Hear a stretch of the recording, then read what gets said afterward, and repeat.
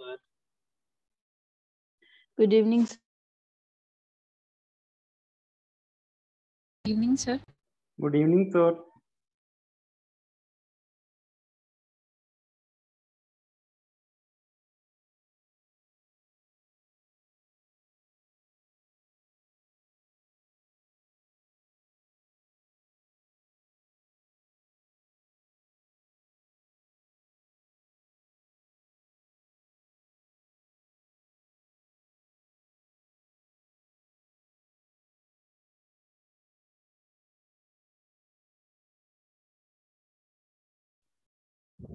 Good evening everyone.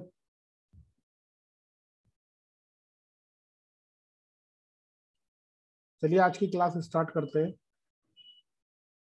कल हम लोगों ने कंस्ट्रेंट को समझा था कि कंस्ट्रेंट्स कैसे हमें फाइंड आउट करने किसी पर्टिकुलर प्रॉब्लम में, और कौन कौन से क्लासिफिकेशन हो सकते हैं कंस्ट्रेंट के, और उनको कैसे डिफाइन करना है और कैसे ढूंढना है वो सीखा है। एक ट्रेलर था वो, सिर्फ वही सिलसिला आगे बढ़ता रहेगा और आगे चलती रहेंगी चीजें।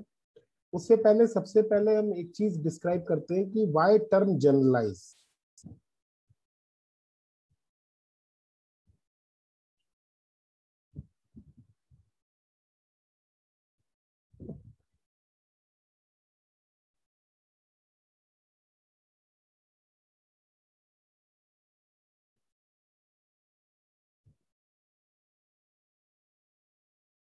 Means everywhere in classical mechanics you are always talking about generalized force, generalized coordinate, generalized velocity, generalized momenta, generalized. So why we use this term generalize? Okay. So first of all, I will discuss these things. After that, I will discuss generalized coordinates, etc. Voice बहुत धीरे आ रही है, क्या voice मेरी बहुत धीरे आ रही है? जी सर। वो सर बढ़िया आ रही धीरे आ रही है, ठीक है। धीरे आ रही है। धीरे आ रही है। एक मिनट रुक जाओ, मैं वॉल्यूम हो सकता है कम हो तो बढ़ाने की कोशिश करता हूँ।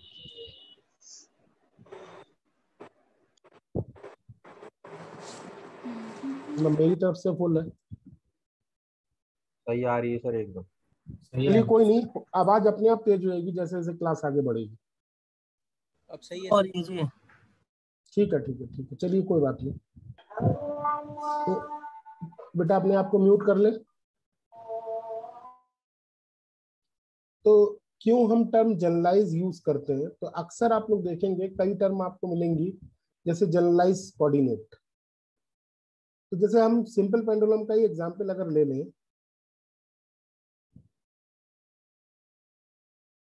अगर हम सिंपल पेंडुलम ड्रॉ कर लें, ठीक है, और इस सिंपल पेंडुलम में ये लेंथ है, और मान लीजिए ये एक्स कोऑर्डिनेट है, ये वाई कोऑर्डिनेट है, ये थीटा कोऑर्डिनेट है, एंगल है, इस तरीके का सिंपल पेंडुलम है। तो थीटा किस टाइप का कोऑर्डिनेट है? थीटा है एंगुलर कोऑर्डिनेट, मतलब एंगल बता रहा है, जबकि एक्स वाई क्या है? इसके पोजिशनल कोऑर्डिनेट्स है, मतलब इसकी पोजीशन को बता रहे हैं। तो एक्स वाई जो है वो पोजिशनल कोऑर्डिनेट है, जिनके रिस्पेक्टिव अगर हम बात करें तो इनके रिस्पेक्टिव हमारी जो वेलोसिटी आएगी वो आएगी linear velocity, corresponding to x linear velocity आएगी वी एक्स या एक्स डॉट जिसे बोले।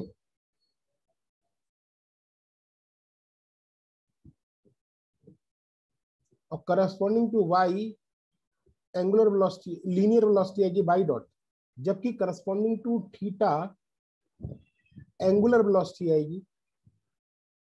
ठीक है, similarly corresponding to x momentum क्या आएगा? पी एक्स लीनियर मोमेंटम आएगा।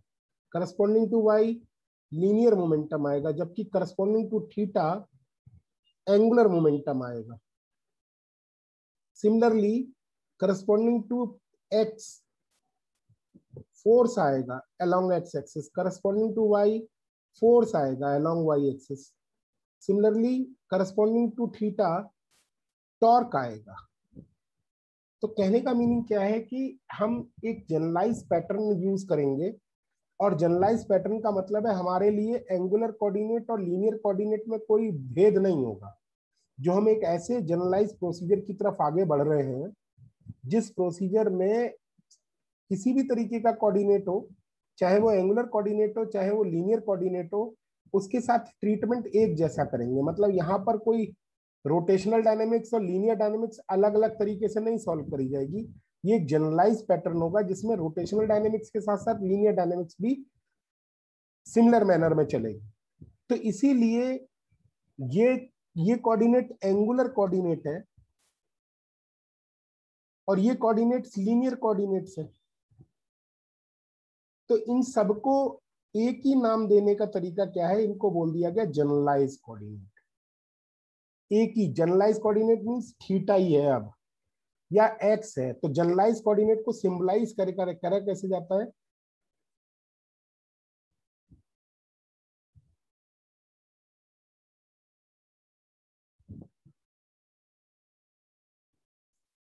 क्यू से। जनरलाइज कोऑर्डिनेट को हम क्यू से रिप्रेजेंट कर देते हैं। क्यू में भी थीटा, क्यू में भी एक्स, क्यू में भी वाई। इट डिपेंड्स की सिचुएशन क्या है, प्रॉब्लम क्या है। अभी आवाज क्लियर है क्या?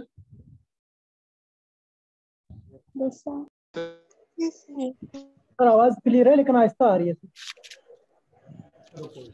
मैं और ठीक आ रही है सर, सब ठीक है। कोई बात नहीं, एकदम ओके।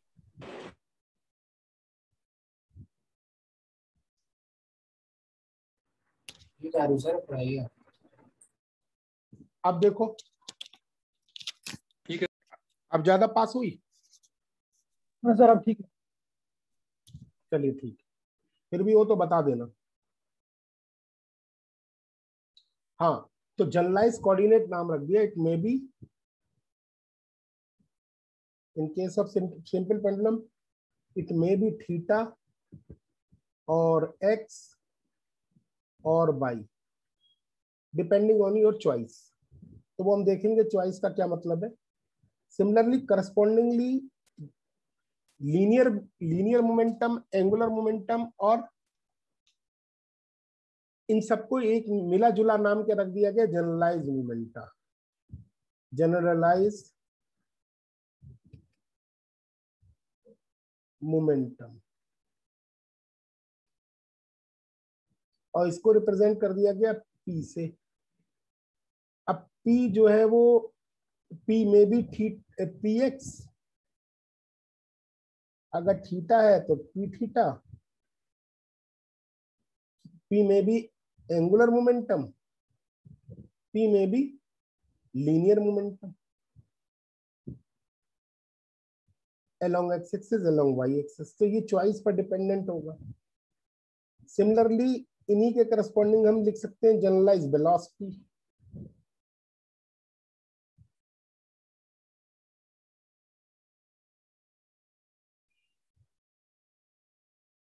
इसको हम लोग q डॉट से रिप्रेजेंट करेंगे। Again it may be linear velocity, it may B angular velocity depending on your choice. If you have theta coordinate, then it is angular velocity. If you have x or y coordinate, then you have linear velocity. So it's your choice. अभी choice की बात हम बाद में करेंगे। Similarly, generalized force.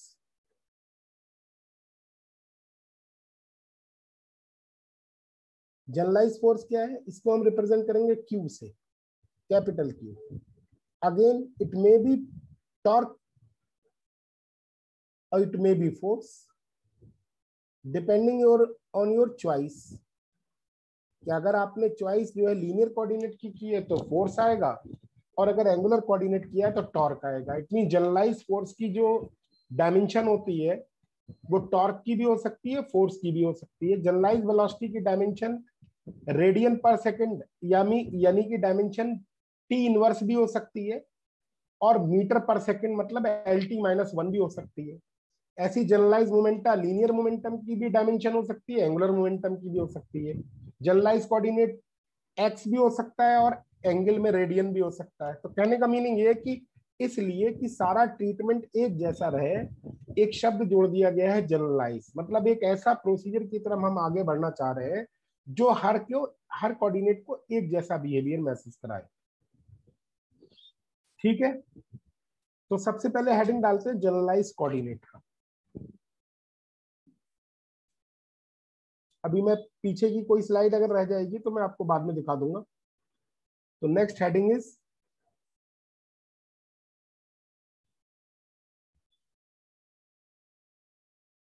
Volume बीच बीच में break हो रहा है? नो है सर। क्या? नहीं सर, क्लियर है। क्लियर है बेटा, एक बार अपने आप को भी एनालाइज कर लो। ठीक है, हर बार आप लोग मैसेज लिखोगे ना तो विंडो पॉपअप होती है और पॉपअप होने से फिर मैं डिस्ट्रैक्ट होता हूँ। ठीक है बेटा, आप अननेसेसरली मैसेज ना लिखें प्लीज। जनरलाइज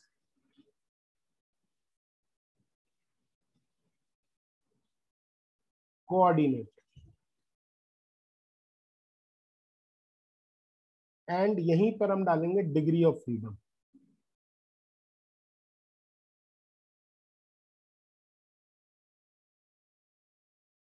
जिसको हम शॉर्टकट में DOF लिखेंगे आगे से। ठीक, तो जनरलाइज कोऑर्डिनेट्स क्या होते हैं वो हम देखें सबसे पहले। तो यहां पर मैं सबसे पहले इनकी डेफिनेशंस लिखूंगा कि जनरलाइज कोऑर्डिनेट क्या है। तो the minimum number of independent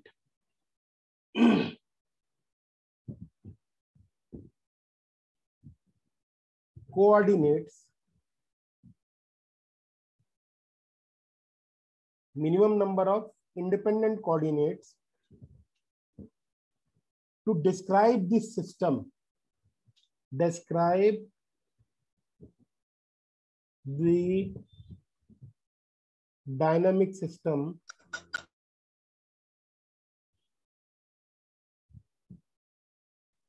is called as generalized coordinate. Shortcut में अब GC लिख दूंगा।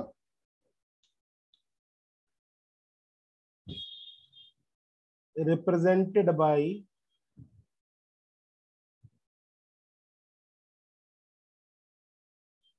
Q। और यहां पे मैं एक लाइन लिखूंगा कि it is true for valid for this definition is valid for holonomic system।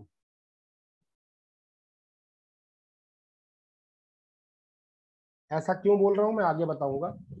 तो किसी भी सिस्टम को डिस्क्राइब करना है, आपको कॉन्फ़िगर करना है, तो आपको कितने मिनिमम इंडिपेंडेंट कोऑर्डिनेट्स की जरूरत पड़ेगी जिसके बिना आपका काम नहीं चलेगा। मतलब मान लीजिए अगर 2 है मिनिमम इंडिपेंडेंट कोऑर्डिनेट तो 1 से काम नहीं चलेगा, लेकिन उससे ज्यादा हो तो चल जाएगा, क्योंकि कोऑर्डिनेट मिनिमम ढूंढना बहुत जरूरी है। जितने कम कोऑर्डिनेट्स होंगे उतना ही आपको आसान होगा चीजों को समझना, क्योंकि जितने कम कोऑर्डिनेट्स होंगे उतनी ही इक्वेशंस कम बनेंगी, उतनी ही चीजें कम बनेंगी, इक्वेशंस कम होंगी, तो उनको सोल्यूशन भी कम होगा और उनको डिफाइन करना और उनको रिप्रेजेंट करना और प्रॉब्लम को सिमेट्रिकली समझना बहुत आसान हो जाएगा, मतलब उससे आसान नहीं होगा। ठीक है, तो कहने का मीनिंग ये है कि minimum number of independent coordinates to describe the dynamic system is called as generalized coordinate. ठीक है, तो ये सिर्फ होलोनॉमिक सिस्टम के लिए वैलिड है डेफिनेशन। अगर सिस्टम नॉन होलोनॉमिक होगा तो ये minimum number of independent coordinate जरूरी नहीं है कि वो जनरलाइज्ड कोऑर्डिनेट के बराबर हो। तो दूसरी बात, number of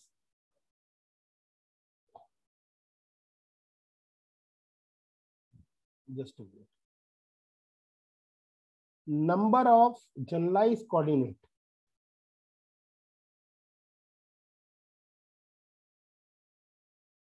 is called as a degree of freedom। मतलब कोऑर्डिनेट कौन कौन से हैं ये तो कहलाते हैं जनरलाइज कोऑर्डिनेट, और उनकी संख्या, जनरलाइज कोऑर्डिनेट की संख्या डिग्री ऑफ फ्रीडम के बराबर होती है। ये भी कहने का मीनिंग ये है कि this definition is only true for holonomic system. Bracket में लिख दूंगा for holonomic.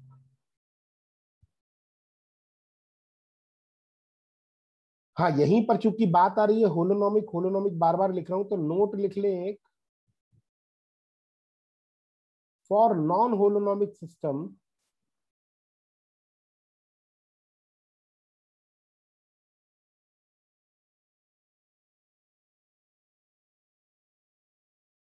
for non-holonomic system, number of required coordinates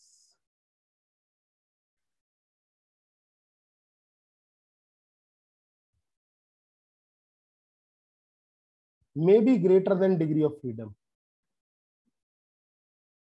मतलब जितने कोऑर्डिनेट की आपको जरूरत होगी वो डिग्री ऑफ फ्रीडम से ज्यादा होंगे।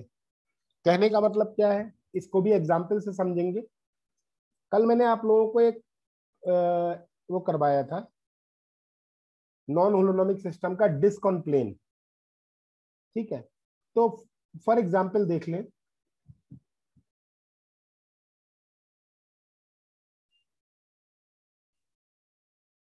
in case of rolling disk,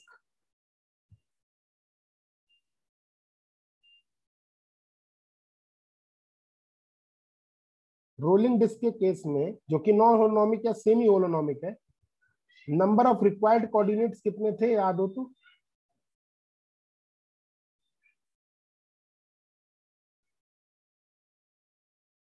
कितने कोऑर्डिनेट की जरूरत पड़ी थी हम लोगों को? X y theta phi, x y theta phi याद हो तो? उन इक्वेशंस में एक्स थी, वाई थी, थीटा था, फाई था, याद आया? They are related by two equations. X dot is equal to r theta phi, r phi dot cos theta, r phi dot sin theta, इस तरीके से y dot relate था। तो number of required coordinates 4, and the differential equation you have not differentiable, integrable, मतलब integrate कर नहीं सकते थे, इसलिए वो रिड्यूस भी नहीं हो रहा था। लेकिन डिग्री ऑफ फ्रीडम की अगर बात करूं मैं, तो डिस्क की डिग्री ऑफ फ्रीडम अभी हम लोग डिस्कस भी करेंगे। 2 डायमेंशनल प्लेन में डिस्क की डिग्री ऑफ फ्रीडम होती है 3। In 2 dimensional plane the degree of freedom of disc is 3। अभी मैं इसको डिस्कस करूंगा, ठीक है। तो यहां आप देख सकते हैं कि नंबर ऑफ रिक्वायर्ड कोऑर्डिनेट्स ज्यादा हैं और डिग्री ऑफ फ्रीडम कम है। ऐसे सिस्टम को भी हम लोग क्या करेक्टराइज करके बोलते हैं? Non holonomic. हो क्या रहा है वो अभी आपको समझ में आ जाएगा, ठीक है। तो ये नोट याद रखें कि नॉन होलोनोमिक सिस्टम के लिए number of required coordinate greater than degree of freedom होते हैं, जिसका एग्जांपल आप सिंपली रोलिंग डिस्क का एग्जांपल याद रखें। अब बात करते हैं, ये तो एक्सेप्शनल केस हो गया, लेकिन उसी को आगे बढ़ाते हैं, उसी डेफिनेशन को। तो मैं यहाँ पे एक हाशिया भेज देता हूँ, जैसे कि ये अलग से है basically.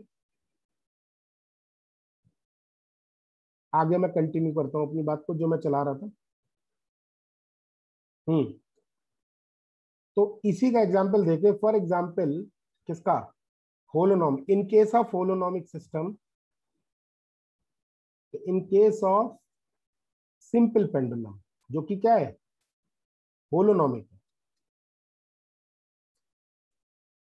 In case of simple pendulum number of generalise coordinates कितने होंगे?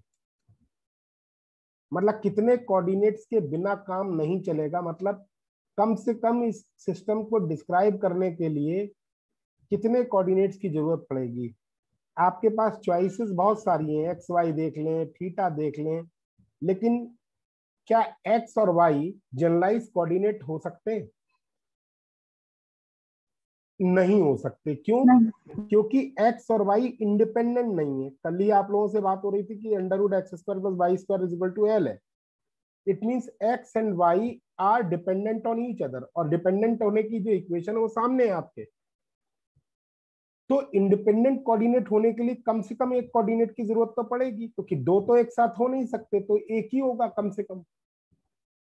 जितनी आप इसमें कंस्ट्रेंट की इक्वेशन ढूंढ लेंगे उतने ही रिक्वायर्ड कोऑर्डिनेट्स कम होते चले जाएंगे। क्यों?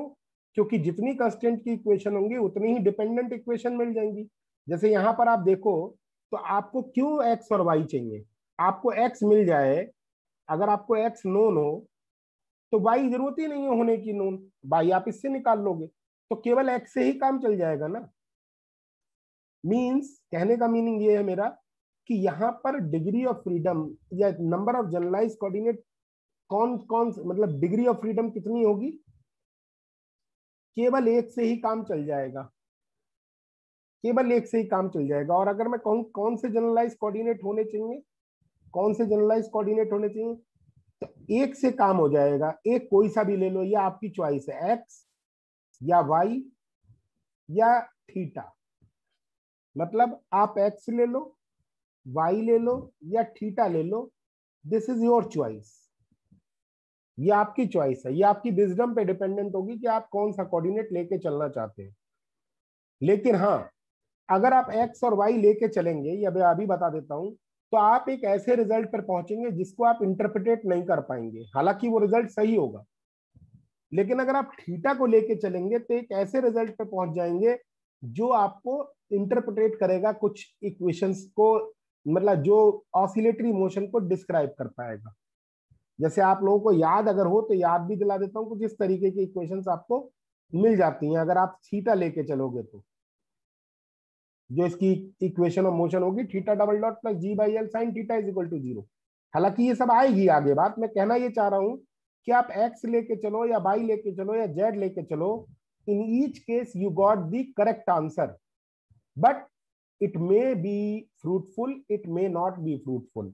मतलब हो सकता है उसका आपको कुछ इंटरप्रिटेशन मिल पाए ना मिल पाए, ये आपकी जो पहली चॉइस होगी प्राइम ऑफ फेसी, मतलब शुरुआत करने वक्त आपने कौन सा जनरलाइज कोऑर्डिनेट चूज किया है, ये उस पर डिपेंड करेगा। तो ये आपकी बुद्धिमत्ता पे डिपेंडेंट है कि भाई आप कौन सा कोऑर्डिनेट लेंगे। लेकिन नंबर कितना यूज करना है? एक ही कोऑर्डिनेट यूज करना है, यानी कि number of generalise coordinate is fixed, means degree of freedom of a particular system is fixed, but choice में बी डिफरेंट, चॉइस में बी डिफरेंट। तो यहां पर नोट एक और लिखूंगा मैं, फिर नोट ये रहेगा कि सबसे पहला नोट ये रहेगा कि degree of freedom of a particular problem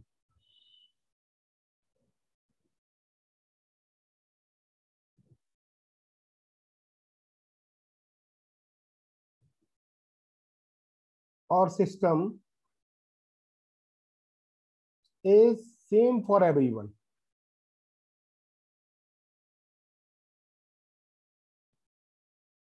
मतलब हर किसी के लिए डिग्री ऑफ फ्रीडम तो सेम रहेगी किसी पर्टिकुलर प्रॉब्लम की। लेकिन हाँ, choice of generalise coordinate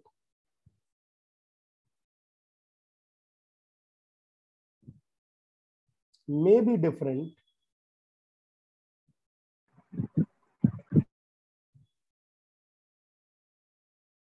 for different persons or different students, for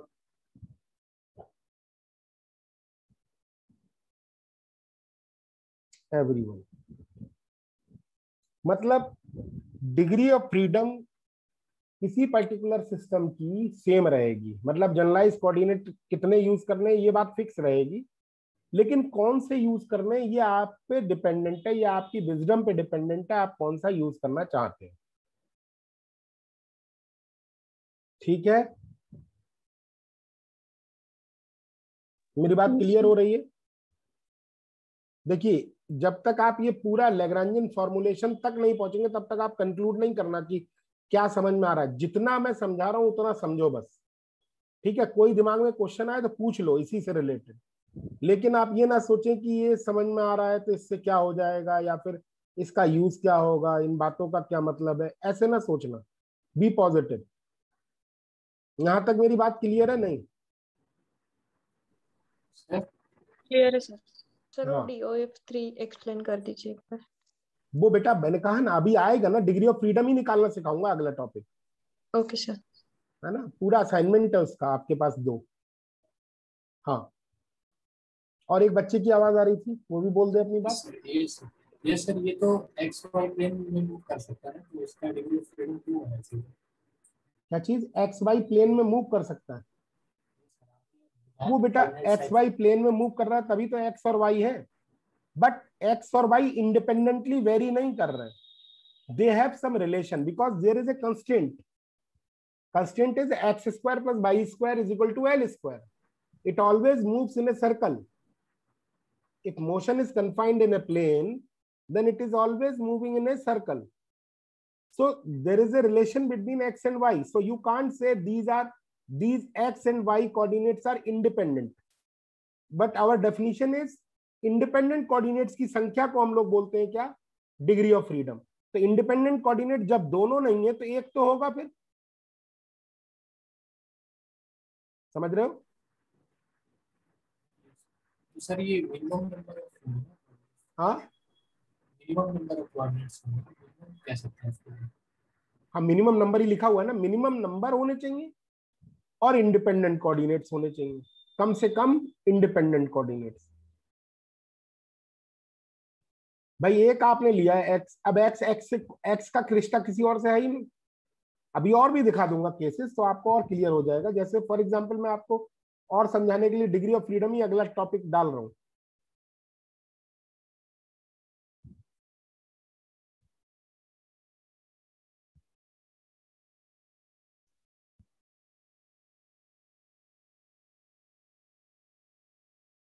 तो डिग्री ऑफ फ्रीडम देखें, आप समझें. जैसे मैं कुछ सिचुएशंस आप लोगों को दिखा रहा हूं, और सिचुएशन में पहले सबसे पहले कलेक्शन ऑफ पार्टिकल्स को दिखाता हूँ, नंबर ऑफ पार्टिकल्स या डंबल्स वगैरह के बारे में. तो एक तरीके से एक शुरुआत कर रहा हूँ, इसमें वेरियस एग्जांपल्स भी आ जाएंगे, आप लोग देखते रहें. मान लीजिए if you are in 3 dimensional space, ठीक है, एंड चलिए बना लेता हूँ पहले, ये कई सारी सिचुएशंस बना लेता हूँ.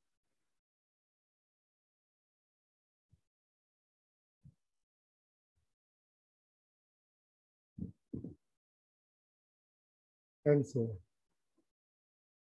कई सारी प्रॉब्लम्स है. मान लीजिए आपके पास एक पार्टिकल है 3 डायमेंशनल स्पेस में. How many degree of freedom this have, this particle है? 2 सर. अब आपको देखो दिमाग लगाना है, आपको ऐसे नहीं पता लगाना है कि याद करिए, कोई बात नहीं समझनी है, क्योंकि कोई फार्मूला नहीं है इसको निकालने के लिए. आपको दिमाग लगाना है कि कम से कम कितने कोऑर्डिनेट्स की जरूरत पड़ेगी. इसकी पोजीशन बतानी हो तो कहां पर है ये बताने के लिए आपको 3 डायमेंशनल स्पेस में कम से कम 3 कोऑर्डिनेट की जरूरत पड़ेगी. इससे कम कोऑर्डिनेट पे आप नहीं बता पाओगे कहां है ये. Am I correct? तो डिग्री ऑफ फ्रीडम 3 होगी, ये बात कंफर्म है. अब मान लीजिए ये एक रिजिड रॉड से 2 पार्टिकल जुड़े हुए हैं, इस तरीके का सिस्टम है, मतलब डंबल टाइप. तो how many degree of freedom this है? 3. 2. 5 सर. 5. अब आपने 5 बताया है ना, कैसे बताया? आपने ऐसे बताया कि इसकी degree n equal to 3a minus r से सर. वो सब मत लगाओ, वो मैंने नहीं पढ़ाया तो मत लगाओ. आपकी जो मेमोरी में है वो सब हटा दो अभी, जी सर. बाद में जी उसको कोरिलेट करना है ना. जी सर. जी. आप ऐसे मत सोचो, ऐसे सोचो कम से कम आपको कितने कोऑर्डिनेट डिस्क्राइब करने के लिए जरूरत पड़ेगी. इसको तो 3 चाहिए थे, इसको 3 और इसको भी 3, है ना. लेकिन इनके बीच में एक रिश्ता भी होगा. अगर आप इनके कोऑर्डिनेट्स लिखोगे x1 y1 z1, है ना, और इसका लिखोगे x2 y2 z2, तो इनके बीच में एक फिक्स लेंथ की रॉड है. तो आप इनका रिश्ता क्या लिख सकते हो?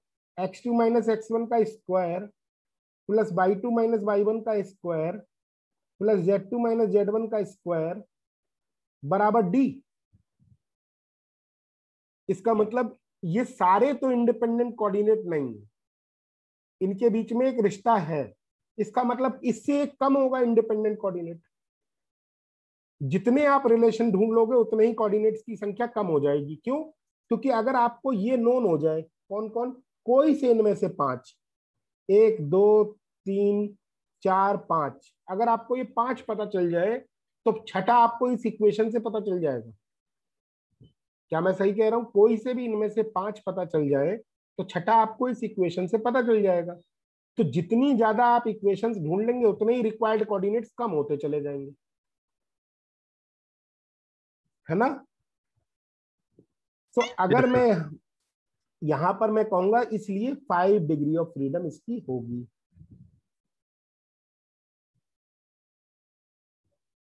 अच्छा, अगर यही सीन मैं आगे बढ़ाता रहूं और मैं आपसे कहूं अब की बात,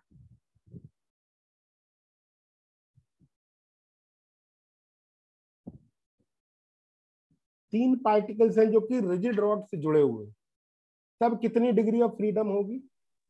6। कुछ लोग 7 बता रहे हैं। 6 होगी। 6 होगी सर। 6 कुछ लोग बता रहे हैं। कैसे? 3 3 3, है ना? ऐसे ही तो बता रहे होगे। अभी आप लोग लिखना नहीं, ये नंबर सब गलत लिख रहा हूं मैं, बाद में चेंज करूंगा। 3 3 3 मतलब 9 -3, इनके बीच में क्या है? रेस्ट्रिक्शन है, तो 3 इक्वेशंस मिल जाएंगी। 3 इक्वेशंस मिल जाएंगी तो 3 कम हो जाएगी, तो 9 - 3 6 हो जाएगा, है ना? 3 इसमें कंस्टेंट है और 9 कोऑर्डिनेट्स है, तो 9 - 3 कितने हो जाएंगी? क्योंकि बजाय जिस टाइप की इक्वेशन आपने अभी एक ढूंढी है, ऐसी 3 हो जाएंगी।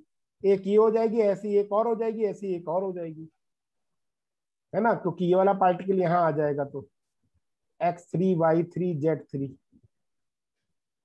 लेकिन अगर ऐसा करोगे तो इस तरीके के प्रोसेस से अगले वाले के लिए अगर आप देखो तो क्या होगा? अगर डिग्री ऑफ फ्रीडम अगर मान लीजिए 4 हो जाए, तो 4 पार्टिकल हो जाए तो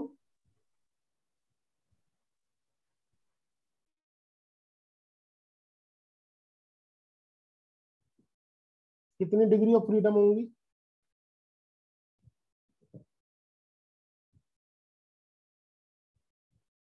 चार हो जाए तो कितनी डिग्री ऑफ फ्रीडम होंगी?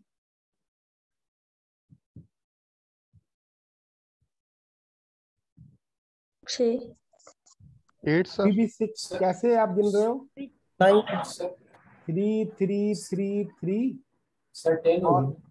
हाँ 9 होगी सर। 7 सर। अभी रुके ना।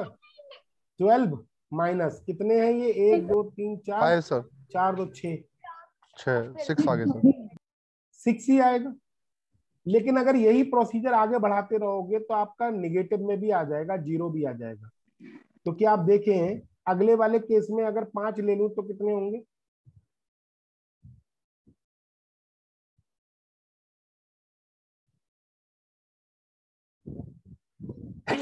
सॉरी, कितने होंगे? 10 सर।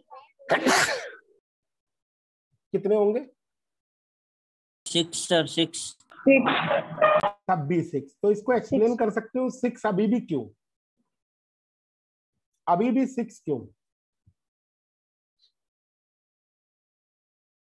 बात आपकी बिल्कुल सही है कि अब चाहे कितने भी पार्टिकल क्यों ना हो, सबका आंसर होगा 6 and so on so fourth. लेकिन इस बात को आप एक्सप्लेन ऐसे नहीं कर पाओगे, थोड़ा सा लॉजिकल होना पड़ेगा उसके लिए। तो आप शुरुआत से फिर से देखते हैं। इसको कोऑर्डिनेट कितनी जरूरत पड़ी थी? 3 समझाने के लिए। ये वाला देखे, पहला वाला, इसको रिप्रेजेंट करने के लिए 3 कोऑर्डिनेट्स की। लेकिन ये अगर इफेक्टिवली देखें तो 2 कोऑर्डिनेट से ही रिप्रेजेंट हो पाएगा। भाई इसका कंट्रीब्यूशन डिग्री ऑफ फ्रीडम में कितना है? 2 का, क्योंकि ये 3 कोऑर्डिनेट लाया, साथ में क्या लाया है? एक कंस्टेंट भी लाया। ओवरऑल 2 ही कोऑर्डिनेट ला पाया इंडिपेंडेंट। क्या मैं ऐसे कह सकता हूं? नहीं। यहां अगर देखें तो ये 3 कोऑर्डिनेट लाया पहला वाला, लेकिन दूसरा 2 ही लाया होगा, तीसरा 1 ही लाया होगा। क्या ये सही कह रहा हूं या नहीं? क्योंकि दो कोऑर्डिनेट, तीन कोऑर्डिनेट भले ही लाया ये वाला, लेकिन ये दो कंस्टेंट भी लेके आया। तो ओवरऑल 3 + 2 = 5, और यहाँ 3 + 2 + 1 = 6। अब अगर आगे वाले देखें, ये 3 लाया, ये 2 लाया और ये 1 लाया, मान लो, है ना, ये वाला कितना लाया? अगर आप इसको देखें तो ये, मैं इसको अलग पेन से कर दे रहा हूं तो आपको दिखा पाऊंगा कि क्या कहना चाह रहा हूं। ये 3 कोऑर्डिनेट लाया, लेकिन साथ में 3 कंस्टेंट भी लाया, लाया ना भाई? 3 का क्या लाया? जुड़ाव भी लाया। ओवरऑल ये आया नहीं आया बराबर ही है ना? ये आया या नहीं आया इस सिस्टम में, इसका डिग्री ऑफ फ्रीडम में कोई कंट्रीब्यूशन नहीं है। तो इसका आंसर भी क्या होगा? 6। जब इसका नहीं है तो फिर अगले वालों का भी नहीं होगा, इसलिए इसका भी 6। इवन रिजिड बॉडी भी अगर है तो भी उसकी डिग्री ऑफ फ्रीडम कितनी होगी? 6। Even degree of rigid body भी अगर है, सॉरी ऐसे दिखा देता हूं, रिजिड बॉडी भी अगर है तो उसकी डिग्री ऑफ फ्रीडम कितनी होगी? 6 होगी। मेरी बात से सहमत हुए नहीं हुए? यानी 3 डायमेंशनल स्पेस में मैक्सिमम जो डिग्री ऑफ फ्रीडम हो सकती है वो 6 हो सकती है। उसका लॉजिक मैंने आपको दिखाया। अगर 2 डायमेंशनल स्पेस की बात करूं, पहले लिख देता हूं यहां पे, that is degree of freedom of rigid body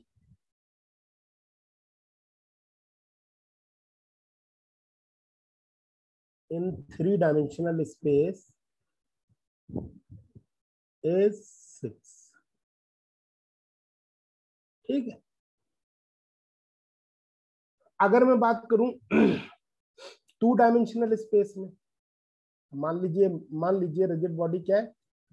2 dimensional space में। सर ऊपर वाला एक बार बता दीजिए। बेटा अभी आ जाएगा, अपने आप समझ में आ जाएगा, देखते रहो बस, उसके बाद पूछना जब ये खत्म हो जाए आर्टिकल, अपने आप समझ में आ जाएगा। मैंने कहा ना, अभी कई बातें होंगी ना इससे रिलेटेड। अब मान लीजिए आप 2 डायमेंशनल स्पेस में, मैंने इसीलिए 2 लाइनें दिखाई हैं, और मैं आपसे कहूं एक अगर पार्टिकल है तो इसकी डिग्री ऑफ फ्रीडम क्या होगी? 2। 2। यानी आप एक ऐसे वर्ड में है जिसमें डिग्री ऑफ फ्रीडम, जिसमें केवल 2 ही डायमेंशन है, तो डिग्री ऑफ फ्रीडम 2 होगी। कम से कम 2 कोऑर्डिनेट चाहिए इसको समझाने के लिए। अगर डंबल हो यही वाला तो 3 3 सर। 3 सर। 3, 2 और 1। ऐसे नहीं समझ में आ रहा तो ऐसे, इसको 2 कोऑर्डिनेट इसको और 1 कंस्टेंट, तो 2 + 2 - 1 3। अब अगर 3 है पार्टिकल तो 3 3 होगा सर। तो डिग्री ऑफ फ्रीडम कितनी होगी? 3 होगी। और अगर 4 हो तो भी 3। तब तब 3 भी सर। 3। यानी कि रिजिड बॉडी अगर 3 डायमेंशनल स्पेस में हो, सॉरी 2 डायमेंशनल स्पेस में हो, तो उसकी डिग्री ऑफ फ्रीडम कितनी होगी? 3। That is degree of freedom of rigid body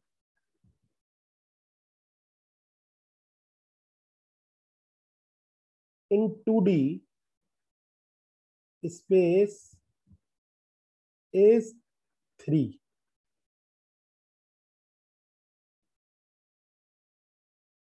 समझ में आ गई नहीं बात? अब मान लीजिए मैं आपको एक आर्टिफिशियल एक मिनट रुकिए, तो एक बार पीछे करिएगा। बैक स्लाइड करना। पहले यहाँ पे देखें,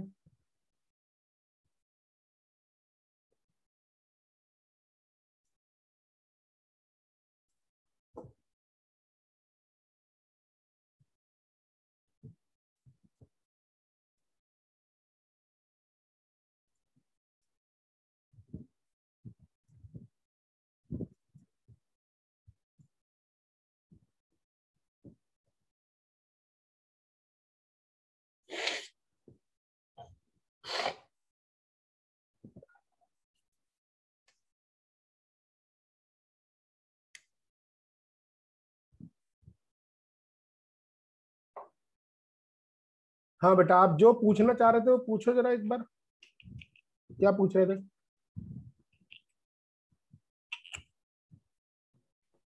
और दोबारा बता दो, ये 2 फिर 1 + 1 करके 3 कैसे, मतलब एक कम कर रही हो एक ऐड कर रही हो क्या? हेलो। आपकी आवाज बहुत खराब आ रही है मेरे तक, दोबारा बोलना।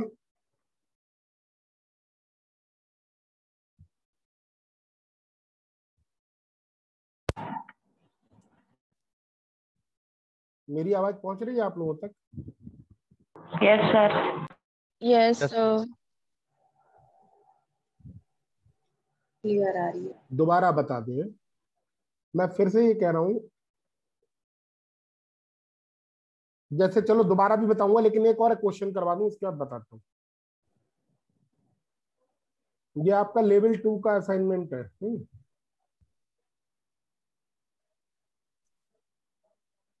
इसका पहला ही क्वेश्चन नेट जून 2013 में 5 मार्क्स का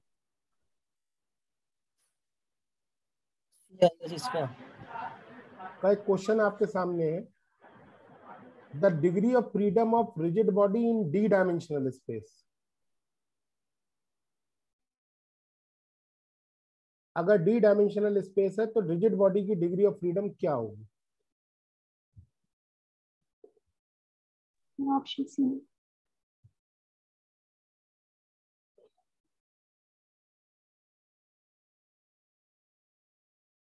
तो आप सोचो,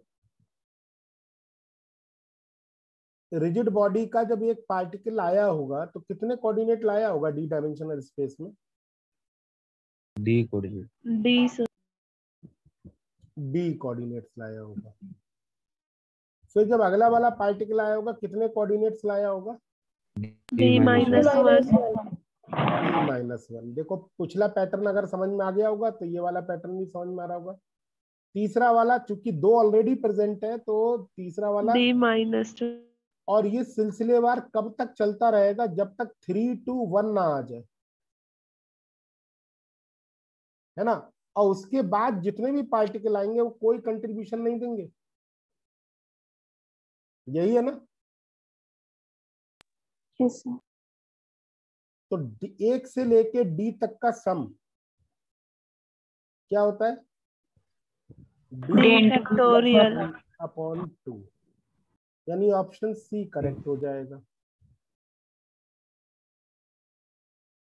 ऑप्शन सी करेक्ट हो जाएगा। ठीक है, तो एक बार फिर से पुराना वाला देख ले मैं क्या कह रहा हूं। ये पार्टिकल है, ठीक है। एक पार्टिकल को डिस्क्राइब करने के लिए 3 कोऑर्डिनेट्स की जरूरत पड़ेगी।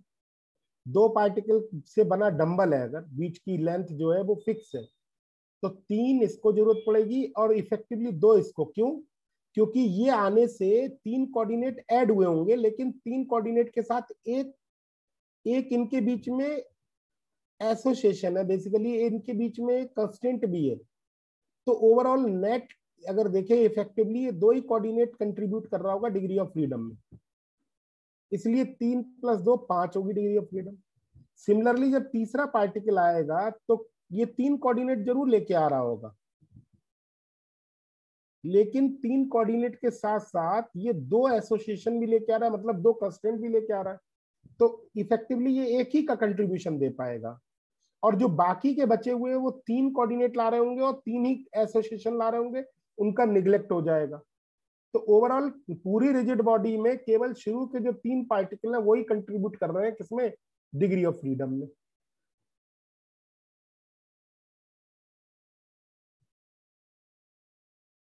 दो कैसे हुआ? अरे भाई अभी तो बताया था तरीका, फिर से देख लो। मैं अभी ज्यादातर लोगों के मुझे लगता है कि समझ में आ गया होगा, लेकिन फिर भी नहीं समझ में आए। देखो एक पार्टिकल ये जिसके लिए एक्स वाई जेड कोऑर्डिनेट की जरूरत है, और एक पार्टिकल ये जिसके लिए x dash y dash z dash coordinate की जरूरत है। मानते हैं ये 3 लाया, लेकिन बीच में इनके बीच में क्या है? फिक्स लेंथ है डी। तो इनके बीच में एक रिश्ता भी है, x2 - x1 whole square, y2 - y1 या x dash minus x whole square y dash minus y whole square z dash minus z whole square बराबर डी। तो अब आप इस इक्वेशन को देखकर कह सकते हैं कि they all are not independent. So our requirement is to find independent coordinates. तो इनका मतलब क्या हुआ कि अगर ये इक्वेशन मौजूद है तो केवल 5 अगर कोऑर्डिनेट पता चल जाए तब भी हमारा काम चल जाएगा, क्योंकि छठा कोऑर्डिनेट इस इक्वेशन से मिल जाएगा। तो हम ये कह रहे हैं कि पहले वाले को 3 की और दूसरा वाला जो है इफेक्टिवली एक कम ही तो ला पा रहा है। क्यों? क्योंकि 3 कोऑर्डिनेट के साथ में एक इनके बीच में इक्वेशन भी ला रहा है, कंस्टेंट भी ला रहा है, तो इफेक्टिवली 2 ही ला पा रहा है ना। नहीं समझ में आ रहा है? अभी भी नहीं समझ में आया? आगे सर। ठीक है, अब इसी को अगर मैं थोड़ा सा एक्सटेंड कर देता हूं, इसी क्वेश्चन को एक्सटेंड कर देता हूं, थोड़ा सा एक्सटेंड क्या कर देता हूं, अलग कर देता हूं थोड़ा सा क्वेश्चन को, कि यहीं पर मैं कहूं ये अभी तक आया नहीं, मे भी पॉसिबल कि आ जाए, इसी से मिलता जुलता है इसलिए अच्छा क्वेश्चन बन सकता है कि find degree of n particle rigid system, find degree of freedom of n particle rigid system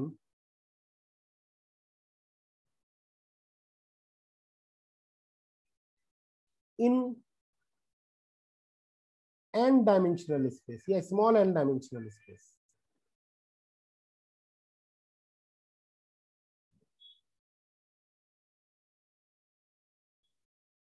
when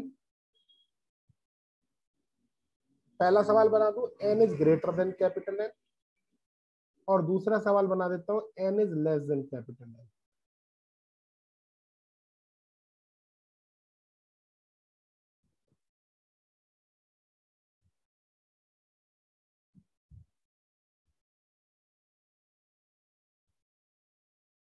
also find number of constraints,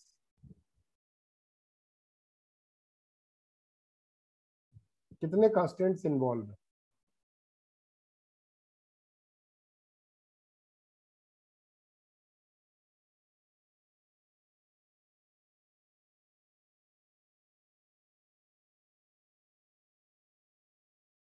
ठीक है, तो अच्छा क्वेश्चन है, आप लोग जरा ध्यान देना, बहुत सिंपल है, थोड़ा ध्यान दोगे तुरंत हो जाएगा। पहला देखें, पहले if n is greater than small n,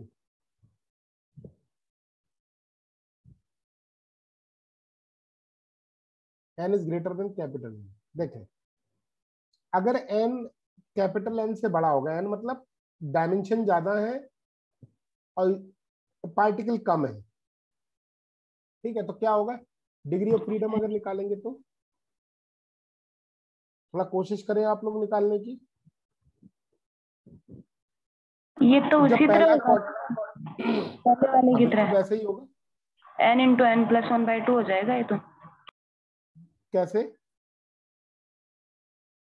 sir ये डायमेंशन ज्यादा है तो नंबर ऑफ पार्टिकल से, तो इन बाद में क्या इफेक्ट पड़ेगा, डिग्री ऑफ फ्रीडम तो उतनी आएगी सिग्मा n। बेटा नहीं, गलत बता रहा हूँ। अगर n बड़ा है कैपिटल N से तो देखो, पहला जब पार्टिकल आएगा तो कितने कोऑर्डिनेट्स लेके आएगा, ये सोचो। Small n coordinate, small dimension small n। बेटा बोलना नहीं है, या तो एक ही कोई बोलो।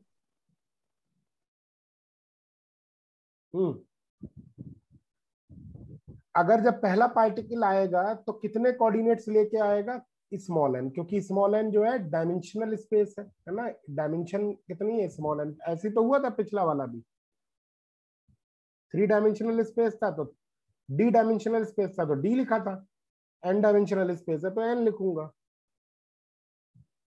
अगला वाला जब पार्टिकल आएगा तो क्या लिखूंगा, n-1, ये है दूसरा पार्टिकल आ गया, तीसरा जब पार्टिकल आएगा तब n-2 यानी ये पहला पार्टिकल हो गया, ये दूसरा पार्टिकल हो गया, ऐसे ये तीसरा पार्टिकल हो गया। अब आप मुझे बताओ nth पार्टिकल जब आएगा तो कितना लिखेंगे यहाँ पे? n minus n minus n capital N minus -1 ही लिखा हुआ है, वो आप देखो अंदर, yes क्योंकि जब 1 था तो 0 घटाया था, 2 था तो 1 घटाया, 3 है तो 2 घटाया, तो nth पार्टिकल पे n-1 घटाया तो n+1 हो गया। सही बोल रहा हूँ नहीं? yes तो अब आप बताओगे इसका सम क्या होगा?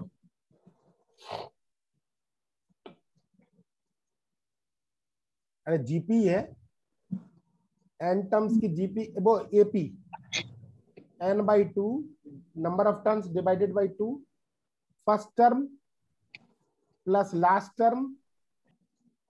पढ़ा है नहीं पढ़ा है फार्मूला? पढ़ा है सर। यही तो होगा। तो आंसर क्या हो जाएगा? n/2 2n माइनस n+1, ये आंसर होगा। तो ये अच्छा क्वेश्चन एक बन गया।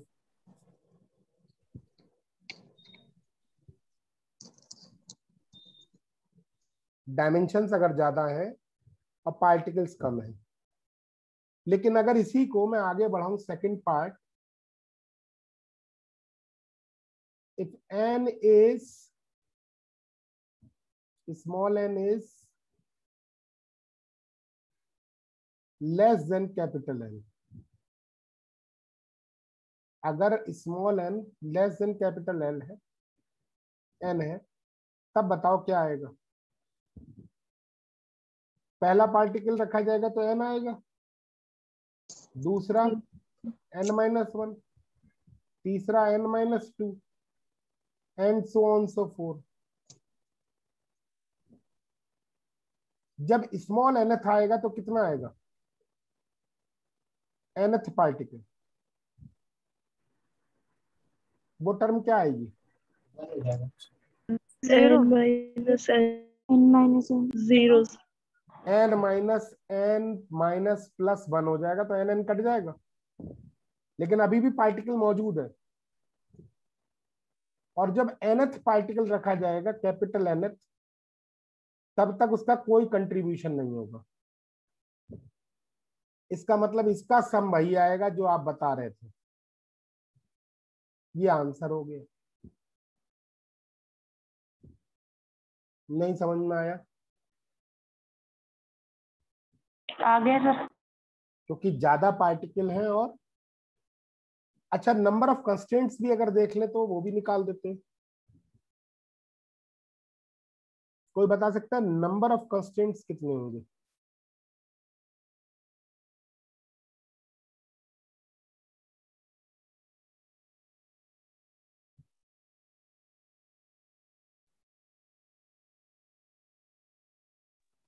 लास्ट टर्म बेटा देख लो ना, n-1, तो n-n+1 हो जाएगा ना nth पार्टिकल जब रखूंगा। और सिमिलरली यहाँ पे जब लिखूंगा तो n-n-1, तो ये n-n+1 हो जाएगा, n कैंसिल हो जाएगा, 1 आ जाएगा। नहीं समझ में आया अभी भी? तो मैं ये पूछ रहा था नंबर ऑफ कंस्टेंट्स कितनी होंगी?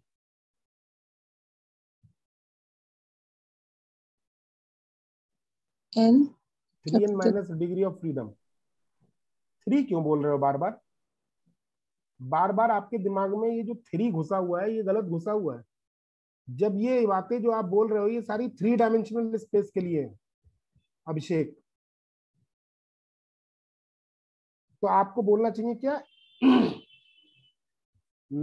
n बोलो, n डायमेंशनल स्पेस है और n नंबर ऑफ पार्टिकल्स है। तो टोटल कितने कोऑर्डिनेट्स की जरूरत पड़ी? nn minus degree of freedom अगर कर दूं मैं,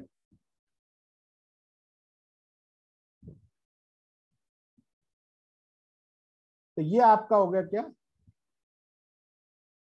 नंबर ऑफ कंस्टेंट्स। ऑब्वियस है। सोचो यहां पर देखो नंबर ऑफ कंस्टेंट्स अगर देखूं nn minus degree of freedom, ये कोई रूल नहीं है। मैं यहाँ पे अब नोट लिखता हूं एक आप लोगों के लिए।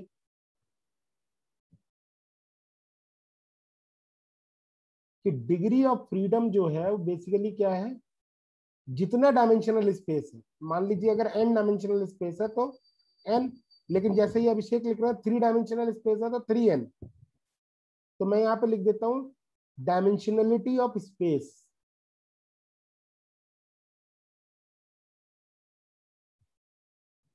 Into number of particles. ये तो हो गए सिंपल कोऑर्डिनेट्स, ये कोई भी गिनता है इतने। अगर आपने देखे डी डायमेंशनल 3 डायमेंशनल पे 3 पार्टिकल 3 3 9 कर देते थे, है ना। इसमें से आप कंस्टेंट ढूंढ ढूंढ के घटाते रहते हो, तो नंबर ऑफ कंस्टेंट्स आप घटाते रहो तो आपको एक फार्मूला बन जाएगा। इसको बुक में ऐसे लिखा हुआ देखोगे आप लोग, फॉर 3 डायमेंशनल स्पेस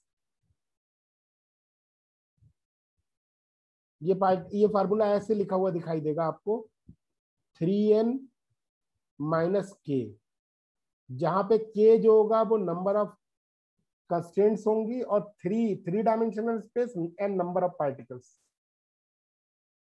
तो हम लोग क्या करते हैं, पहले सिंपल कोऑर्डिनेट्स गिन लेते हैं और नंबर ऑफ कंस्टेंट्स गिनते जाते हैं और वो घटाते जाते हैं। क्लियर है यहां तक? Yes sir. सर एक बार ये सेकंड वाले के लिए वापस बता दीजिए। सेकंड वाले के लिए बेटा नंबर ऑफ पार्टिकल हैं ज्यादा और डायमेंशन में कम, ठीक है। तो पहले पार्टिकल के लिए जब पहला पार्टिकल आएगा तो n लेके आएगा, दूसरा n-1, तीसरा n-2। इसमें ही जब स्मॉल nth आएगा तब n-n-1 यानी 1। फिर अभी भी पार्टिकल और है, जब nth आएगा तो कोई 0 0 0 सबका कंट्रीब्यूशन होगा। तो 1 से लेके n तक का सम जो हो जाएगा आंसर हो जाएगा।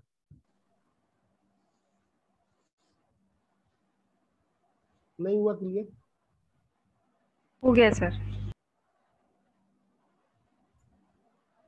अब छोटे छोटे एग्जाम्पल आप लोग कर पाओगे।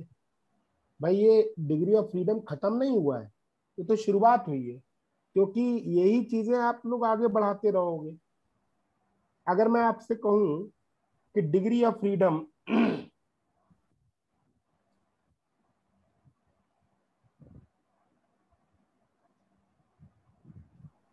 Degree of freedom of rigid body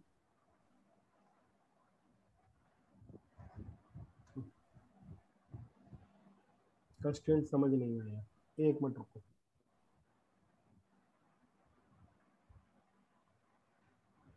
अभी समझ में आ जाएगा बेटा, थोड़ा सा वेट करो। Degree of freedom of rigid body if one point is fixed,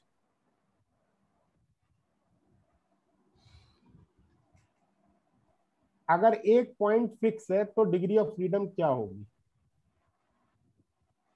और एक और क्वेश्चन लिख देता हूं कि degree of freedom of rigid body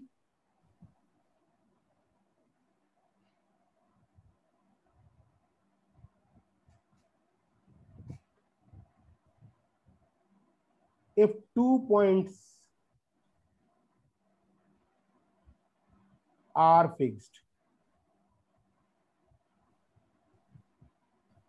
तो देखो ये रिजिड बॉडी है जिसका एक पॉइंट फिक्स है, मान लीजिए ये वाला पॉइंट फिक्स है, तो इसके पास कहीं भी अब जाने की चॉइस नहीं है। केवल हद से हद क्या हो सकता है, ये घूम ही तो सकता है बस। तो डिग्री ऑफ फ्रीडम क्या हो जाएगी, 3 रह जाएगी। इसके अंदर जो ट्रांसलेशनल डिग्री ऑफ फ्रीडम है वो खत्म हो गई। इसका ये पॉइंट फिक्स है तो इसके पास केवल घूमने की एक्स एक्सिस के अबाउट, वाई एक्सिस के अबाउट और जेड एक्सिस के अबाउट अनुमति है, उसके अलावा भागने की अनुमति नहीं है। वही अगर मैं कहूं अगर रिजिड बॉडी है जिसके 2 पॉइंट फिक्स है, ये भी फिक्स है ये भी फिक्स है, तो बताएगा कोई क्या होगा।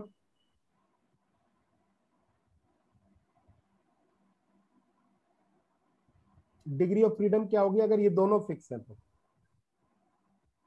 तो केवल इसके पास एक ही चॉइस है, इसके अबाउट घूमना, जो इन दोनों को पॉइंटों से पास हो रही है। तो डिग्री ऑफ फ्रीडम इस केस में कितनी हो जाएगी? एक ही रह वन। जाएगी।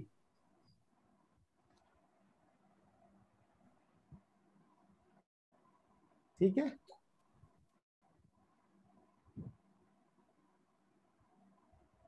सर ये वन वाला फिर से बताइए। बेटा दो, आप एक रिजिड बॉडी ले लो जिसके दो पॉइंट आप फिक्स तरीके से पकड़ लो, तो फिर आपके पास केवल एक ही तो चॉइस है, उसको उसी एक्सिस के अबाउट घुमाना जिससे दोनों फिक्स पॉइंट पास हो रहे हैं। Yes sir. तो एक ही ऑप्शन है, मतलब कि आप इसके अबाउट इसके रोटेशन को दिखा सकते हो, इसके अलावा तो इसकी सब चीजें क्या कर दी आपने बैन। ओके तो सर। इसका आंसर बेसिकली 3 होगा, इसका 2 होगा। अब जैसे मान लीजिए छोटे छोटे और भी क्वेश्चंस अगर मैं देखूं तो बहुत सारे क्वेश्चन हो सकते हैं, जैसे मैं आपको दिखा देता हूं, एक मिनट।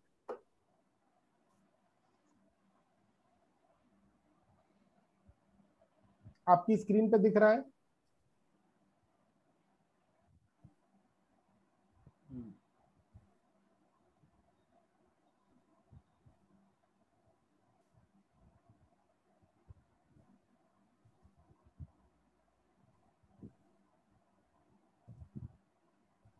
ये दिख रहा है आप लोगों को?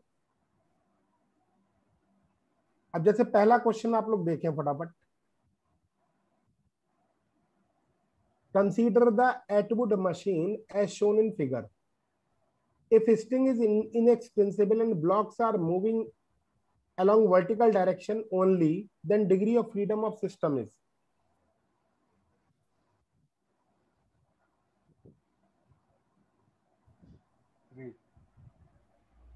देख के मत बताना, अपनी बुक ना खोले प्लीज। कितनी डिग्री ऑफ फ्रीडम होगी? वन। वन कैसे बता रहे हो, थोड़ा एक्सप्लेन करो बेटा। सर क्योंकि सर इसके ऊपर नीचे फिक्स मूव कर सकता है, ऊपर नीचे मूव कर सकता है, और एक स्ट्रिंग से इक्वेशन आ गई, दो पार्टिकल एक एक के लिए, एक 2 - 1 1। 2 - 1 है, बिल्कुल सही।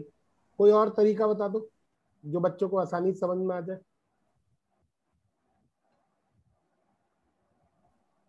अरे ये वाली डिस्टेंस y1, ये वाली इसमें y1, फिक्स है। ये वाली y1, ये वाली इतनी, और ये वाली कितनी होगी? ये l - y1। तो केवल y1 की तो जरूरत पड़ रही है। इसको समझने के लिए केवल एक ही कोऑर्डिनेट की जरूरत तो है, केवल आप y1 से काम चला सकते हो। y आपको बता दे किसी एक ब्लॉक का, दूसरे ब्लॉक का अपने आप पता चल जाएगा y कितना होगा। या कल आप लोगों को याद हो मैंने लिखवाई थी y1 + y2 = l। It means if you have y1 you can find out y2 with the help of equation of constant, so only one coordinate is required। तो डिग्री ऑफ फ्रीडम क्या हो जाएगी? एक। ये मैं आपको इसका लैग्रांजियन भी करवाऊंगा बेटा। आप लोगों को ये नहीं सोचना है कि ये बस हो गई, खत्म। खत्म कुछ नहीं हुआ बेटा। लैग्रांजियन वगैरह इस सबके करवाऊंगा, तब भी डिग्री ऑफ फ्रीडम आपको डिस्कस करूंगा, और आपको बहुत तब डेप्थ में बैठेगी बात। In previous problem, in previous question, second number question देखें। If one block oscillates in vertical plane, मतलब एक वर्टिकल प्लेन में ऑसिलेट कर रहा है, तब क्या होगा?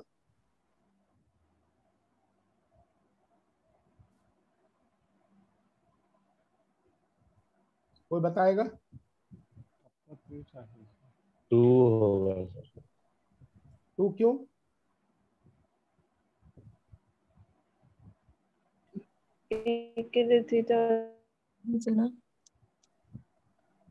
बेटा या हाँ, क्या कह रहे हो आप?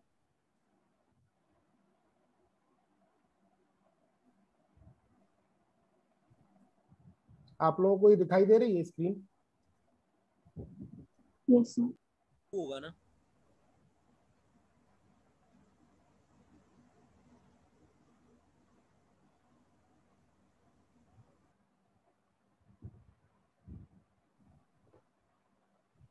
इसमें डिग्री ऑफ फ्रीडम 2 होगी। कैसे? क्योंकि देखो एक तो ये वर्टिकल डायरेक्शन में भाग रहा है, सर एक प्लेन में और एक लाइन में होगा। ठीक है बेटा, मैं समझाता हूँ ना, एक मिनट।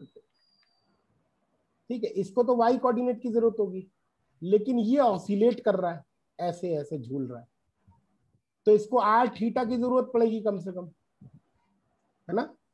लेकिन आर किसके बराबर होगा, ये दूरी आर किसके बराबर होगी, एल माइनस वाई के। यानी कि आपको केवल एल माइनस वाई अगर मिल जाए, मतलब आपको वाई और थीटा मिल जाए तो काम बन जाएगा। ये कहते हो नहीं कहते हो ये बात? अगर वाई और थीटा मिल जाए तो आपको पता चल जाएगा कौन कहाँ है और कैसे इक्वेशन हो रही होगी, कैसे मोशन हो रही होगी। तो एक तो वर्टिकल जो प्लेन में जो मोशन हो रही है उसका थीटा, और एक वर्टिकल डायरेक्शन में जो ब्लॉक की मोशन हो रही है उससे बाई, और उससे उसकी पोजीशन भी पता चल जाएगी। तो ओवरऑल आपको 2 डिग्री ऑफ फ्रीडम की जरूरत पड़ेगी। ठीक है, अगर इसमें थीटा खत्म कर दूं तो ये वाला क्वेश्चन बन गया, इसके लिए 1 हो जाएगा आंसर। क्या मेरी बात से सहमत है नहीं है? Yes sir. Yes sir. फिर भी बेटा अगर नहीं समझ में आएगा तो ये आप लोगों के लिए होमवर्क भी है कि आप लोग ये खुद करोगे तो और अच्छा समझ में आएगा। मैं तो आप लोगों को हिंट दे रहा हूँ, ये सारी प्रॉब्लम मैं दोबारा करवाऊंगा, और जब आपको लैग्रांजियन करवाऊंगा तो आपको और समझ में आएगा। थर्ड क्वेश्चन पर देखें, in both the pendula shown in figure moves in same vertical plane, then degree of freedom of system is। अब ये आपको याद हो, कपल्ड पेंडुलम के नाम से जाना जाता है, कपल्ड पेंडुलम के नाम से जाना जाता है। अगर आप देखो तो इसकी पिक्चर बनाओगे अगर, तो बताओगे पहले कितनी डिग्री ऑफ फ्रीडम होगी? 1 से अच्छा मान लो मैं आपको कह दूं थीटा की वैल्यू 30 डिग्रीज है, तो आप बता दो कि दूसरा वाला पार्टिकल कहाँ होगा? बता दो फिर कौन से एंगल पर होगा?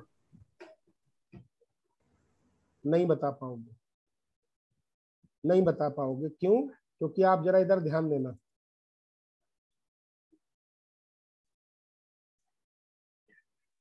सर हाँ बेटा।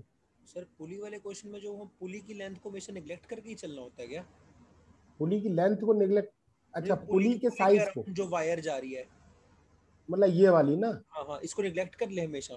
हाँ, लाइट पुली और स्मॉल पुली बोल देते हैं ना, आइडियली स्मॉल मानते हैं, तो इसकी ऐसे मतलब इतनी बड़ी है, कर देंगे। ठीक है सर, निगलेक्ट कर दे रहे हैं, वरना l minus pi minus r लिख लो, तब भी बात एक ही है। ठीक है सर, बात एक ही आएगी, कोई फर्क नहीं पड़ेगा।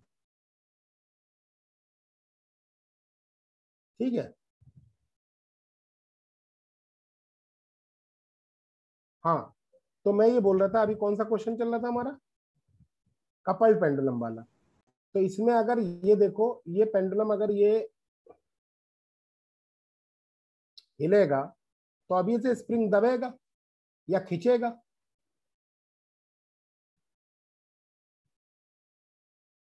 तो ये जितना एंगल होगा उतना जरूरी नहीं है ये वाला भी हो, है ना। तो दोनों कोऑर्डिनेट वेरी करेंगे, θ1 और θ2, इसलिए डिग्री ऑफ फ्रीडम कितनी होगी? 2। समझ रहे हो बात को? क्या समझ रहे हैं बात को? Yes sir. ऐसे ही आप लोग सारे क्वेश्चंस को ट्राई करना, ठीक है, कोशिश करना। जैसे अब ये जरा देखो, एर्थ क्वेश्चन, एर्थ क्वेश्चन जरा पढ़े फटाफट। इन 2-dimensional world, rotational degree of freedom of rigid body is।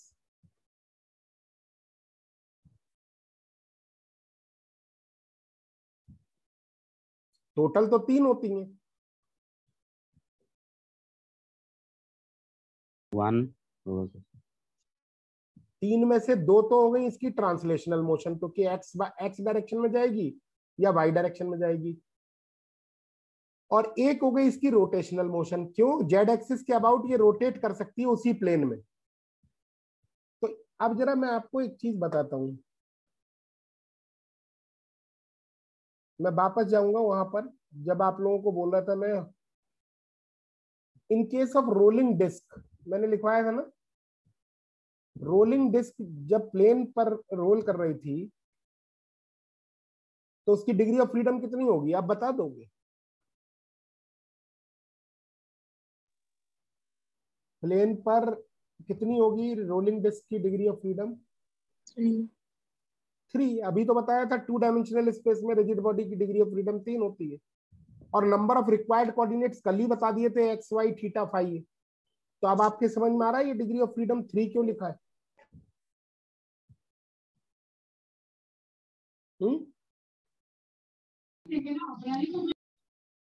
ठीक है। अब मेरे को डाउट जो पूछना है पूछो, अभी मैं तुरंत दूसरे टॉपिक पे जाता हूँ, लेकिन आप लोगों को कोई डाउट अगर समझ में नहीं आता है, कोई बात पूछनी तो पूछो।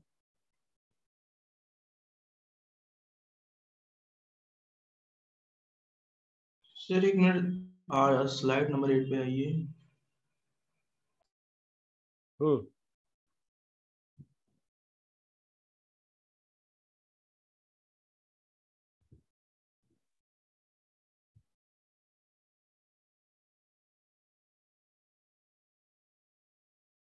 सर ये जो नंबर ऑफ कॉन्स्ट्रेंट्स हैं इसको थोड़ा सा एक्सप्लेन कर दीजिए। नंबर ऑफ कंस्ट्रेंट के लिए एक सिंपल फार्मूला बताया, जैसे मैं आपसे कोई सा भी कहूँ, आप इसकी बताओ डिग्री ऑफ फ्रीडम क्या होगी। अभी तो बात हुई है ना हमारी डिस्कशन, आपने एक बताया है ना, लेकिन निकाला कैसे आप ये बताओ? निकाला ऐसे, ये y1 ये y2, यही तो। इसके लिए कितने कोऑर्डिनेट की जरूरत पड़ेगी? एक की। इसके लिए कितनी? एक की। तो यानी कि 2 कोऑर्डिनेट्स की जरूरत पड़ी, और आपने इनके बीच में एक संबंध ढूंढा, मतलब एक कंस्ट्रेंट की इक्वेशन ढूंढी। नंबर ऑफ कंस्ट्रेंट्स कितने हैं इसमें? एक है, तो आपने इसमें से एक घटा दिया, तो ये बनी आपकी डिग्री ऑफ फ्रीडम। इसीलिए बोल रहे हो आप 1 है। तो वही फार्मूला तो है, ध्यान से देखो तो। Degree of freedom is equal to dimension of the word, जो भी n डायमेंशनल है, 2 डायमेंशनल है, d डायमेंशनल है। जैसे यहाँ पे 1 डायमेंशनल है, into number of particles,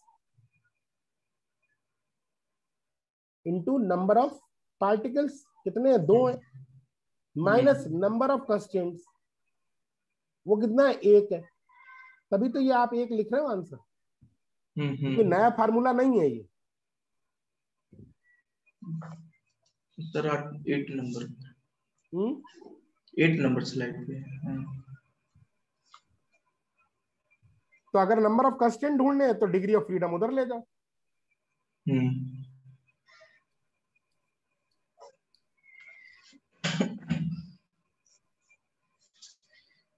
sir degree of freedom को घटाएंगे। अरे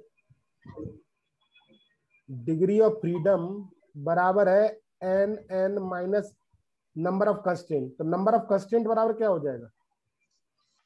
कि n minus degree of freedom, यही तो हो जाएगा। तो वही लगाया। Okay sir, thank you. Overall इसको आप थोड़ा सा देखोगे घर पे तो आपको और समझ में आएगा। और किसी कोई डाउट?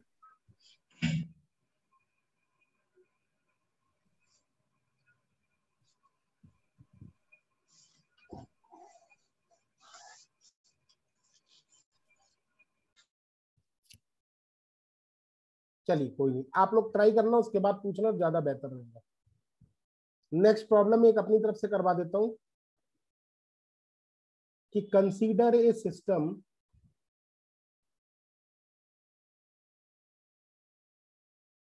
Of 5 particles.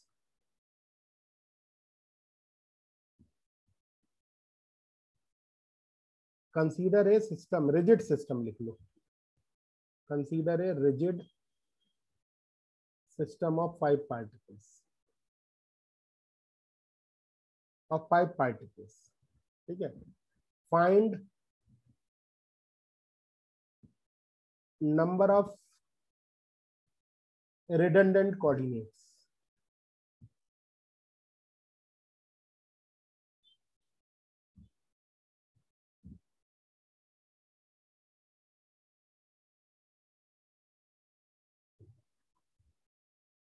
अभी एक नया शब्द आया रिडंडेंट। रिडंडेंट मीन्स होता क्या है? जिसकी जरूरत नहीं। जरूरत नहीं, अनावश्यक, है ना। इसका मतलब है अनावश्यक, जरूरत नहीं थी हमने तब भी काउंट कर लिए। तो रिडंडेंट कोऑर्डिनेट्स का मतलब क्या है? तो वो मैं आपको बता रहा हूं। जैसे 5 पार्टिकल सिस्टम है आपके पास, अगर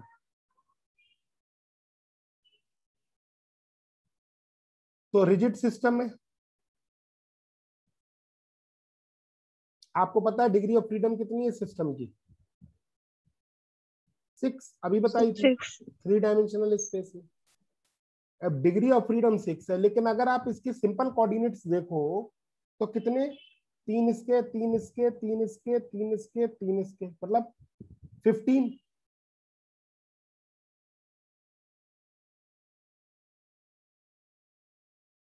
है ना। 15 कोऑर्डिनेट्स है। और अगर डिग्री ऑफ फ्रीडम 15 है और सिंपल कोऑर्डिनेट्स अगर डिग्री ऑफ फ्रीडम 6 है, सिंपल कोऑर्डिनेट्स अगर 15 है, तो नंबर ऑफ कंस्ट्रेंट कितने होंगे? 9 3 इंटू 5 माइनस 6, मतलब 3n minus degree of freedom, तो 15 माइनस 6 यानी कि 9। तो आपको कितनी लाइनें दिखानी पड़ेंगी? 1 2 3 4 5 6 7 8 9, है ना। यही तो दिखानी पड़ेंगी 9। और एक लाइन आप अगर गिनती करने लगोगे ना, सारे अगर जोड़ने लगोगे, तो ये लाइन भी जोड़ दोगे अगर जोड़ने बैठे तो। नहीं, इसको भी तो समझोगे आप कि ये भी तो एक कंस्टेंट है। तो ये वो कंस्टेंट है जो गलती से गिन ली गई है। या फिर ये आनंद फानंद में अगर आप देखोगे तो वैसे तो अगर आप निकालोगे तो आपको कितने कंस्टेंट दिखाई दे रहे हैं? अगर आप रेड वाला भी काउंट कर लो तो, रेड वाला भी अगर काउंट कर लो तो कितने कंस्टेंट दिखाई दे रहे हैं? 10 दिख रहे हैं, लेकिन है कितने? 9। तो एक एक्स्ट्रा दिख रहा है ना, एक एक्स्ट्रा दिख रहा है। तो इसके लिए निकालने का तरीका कितना कितना अच्छा है। निकालने का तरीका ये है, रिडंडेंट कोऑर्डिनेट्स अगर निकालने हैं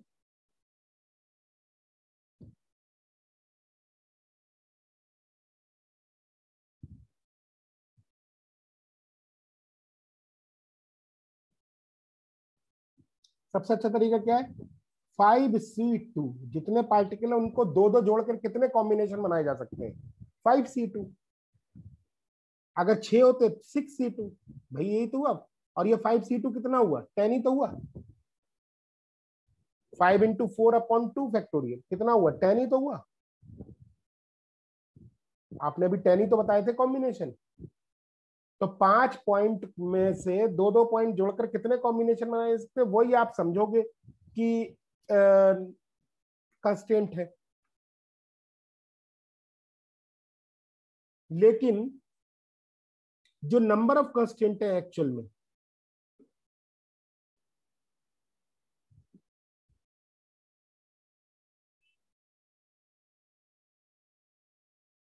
वो और इनमें अंतर ही है रिडंडेंट कोऑर्डिनेट्स।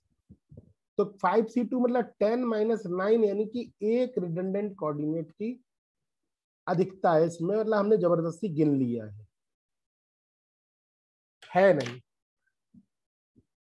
ये है रिडंडेंट कोऑर्डिनेट्स।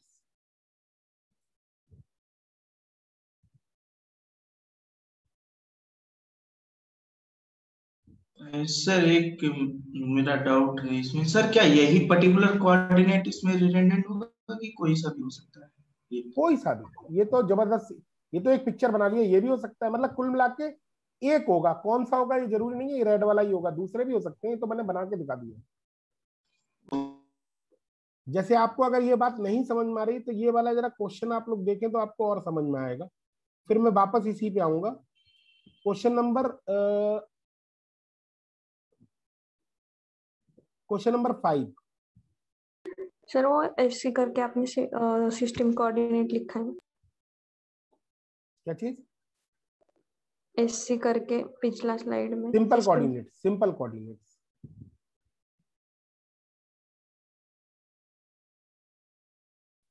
जरा ये क्वेश्चन देखें 4th number. A system consists of 6 particles. Distance between any 2 particles is fixed. If system is moving in 3D space, the degree of freedom of system is, बता सकते हो कितनी होगी?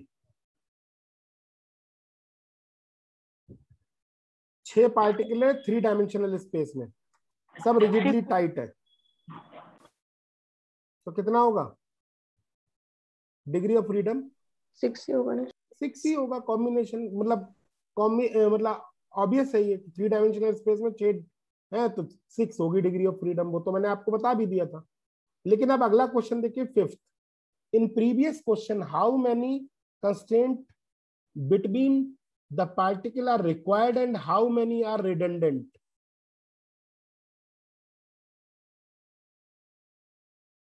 कितने कंस्ट्रेंट रिक्वायर्ड और कितने कोऑर्डिनेट्स कितने रिडंडेंट?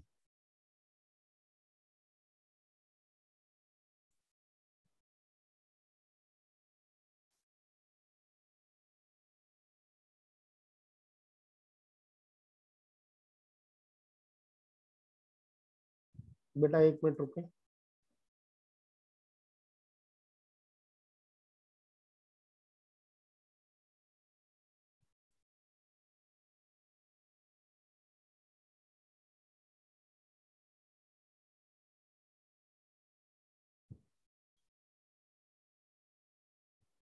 दिख रहा है आप लोगों को स्क्रीन? सर 12 एंड 3 होगा। 12 एंड 3 होगा। ये देखिए आप जिन बच्चों ने निकाला है यस सर 12 एंड थोड़ा समझे। आंसर ऑफ 4th तो होगा, चौथे का आंसर होगा डिग्री ऑफ फ्रीडम कितनी होगी? 6। और 5वें का आंसर निकालने के लिए आपको पहले क्या करना पड़ेगा? Simple coordinate. सिंपल कोऑर्डिनेट कितने होंगे? 18 होंगे। 6 है, 3 डायमेंशन में 6 3 18 है ना। और अगर आपको सिंपल कोऑर्डिनेट 18 है और डिग्री ऑफ फ्रीडम 6 है तो नंबर ऑफ एक्चुअल कंस्ट्रेंट कितने होंगे? 18 - 6 एक मिनट बेटा, एक्चुअल कंस्ट्रेंट्स 18 - 6 यानी कि 12। लेकिन अगर आप गिनने बैठोगे नंबर ऑफ रिडंडेंट कंस्ट्रेंट,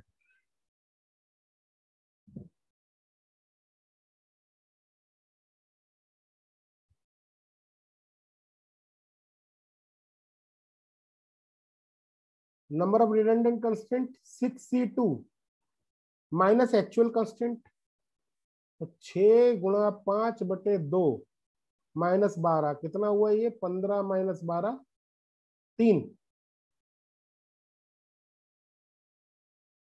नहीं समझ में आया? यानी कि रिडंडेंट कोऑर्डिनेट्स जो आंसर होगा वो क्या होगा? 12 और 3 और इसका 6, तो 6 आंसर ये सही है और 12 और 3। क्या नहीं समझ में आया?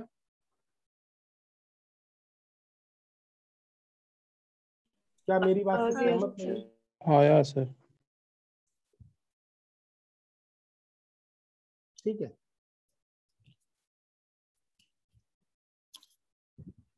चलिए कुछ और सिचुएशंस करवाते हैं।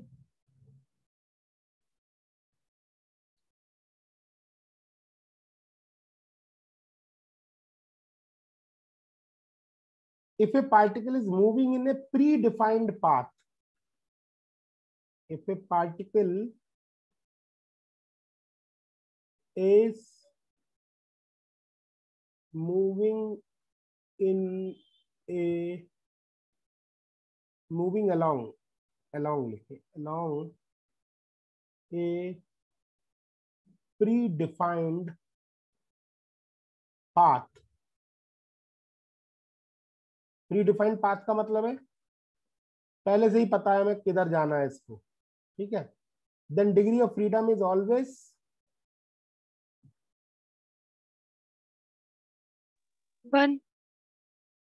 ऑलवेज 1। मतलब कहने का मीनिंग ये है कि अगर कोई पार्टिकल प्री डिफाइंड पाथ पर चल रहा है, जैसे मान लीजिए मैं आपसे कहूं कि एक पार्टिकल जो है वो स्पाइरल पाथ पे चल रहा है, तो इसकी डिग्री ऑफ फ्रीडम कितनी होगी? 1 होगी। अगर एक पार्टिकल किसी curve y is equal to f x पे चल रहा है तो इसकी डिग्री ऑफ फ्रीडम कितनी होगी? 1। ठीक है, प्री डिफाइंड पाथ पर अगर है। ठीक है,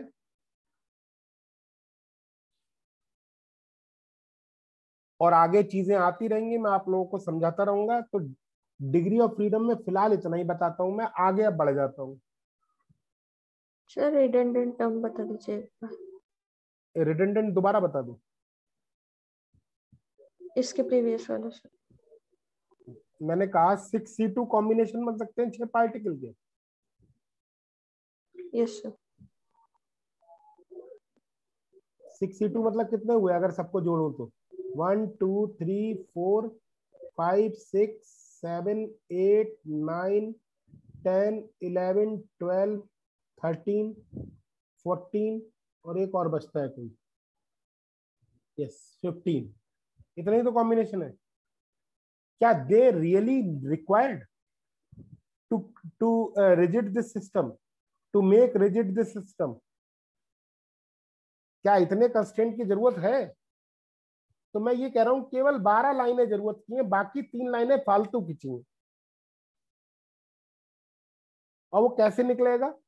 डिग्री ऑफ फ्रीडम इसकी 6 है, सिंपल कोऑर्डिनेट्स 18 है, तो 12 कंस्ट्रेंट की जरूरत है इसको डिग्री ऑफ फ्रीडम को 6 करने के लिए।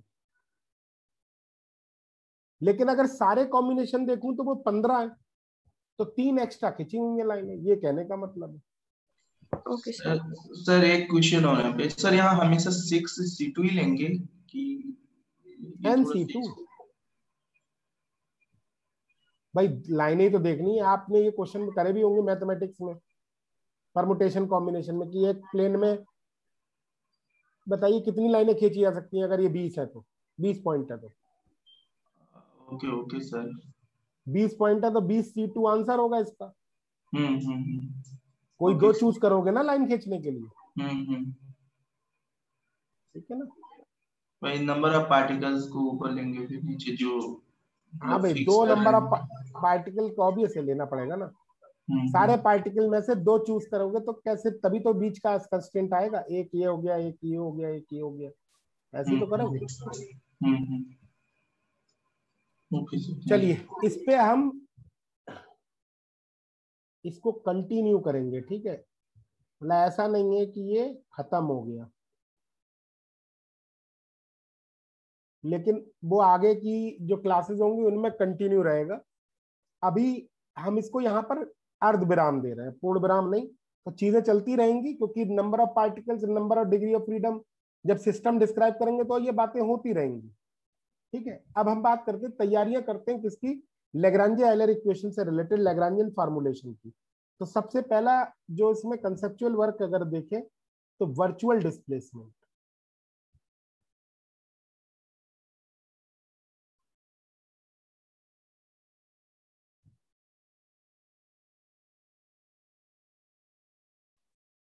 वर्चुअल डिस्प्लेसमेंट आप लोगों ने बड़ा सुना होगा ये शब्द, और जहां तक है आप लोगों को समझ में भी नहीं आता होगा कि क्या है ये। तो वर्चुअल डिस्प्लेसमेंट को आप समझें जरा, यहां से आप लोगों का अटेंशन रहे, क्योंकि अब हम मैथमेटिक्स की तरफ जा रहे हैं धीरे धीरे, कैलकुलेशन के पॉइंट ऑफ व्यू से जाने वाले हैं आगे।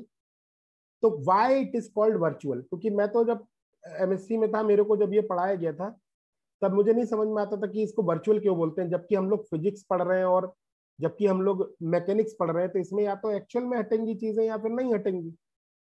क्यों ये शब्द वर्चुअल है? तो आपको पहले ये बता दूं कि वर्चुअल डिस्प्लेसमेंट क्या है। ऐसा माना गया है during this displacement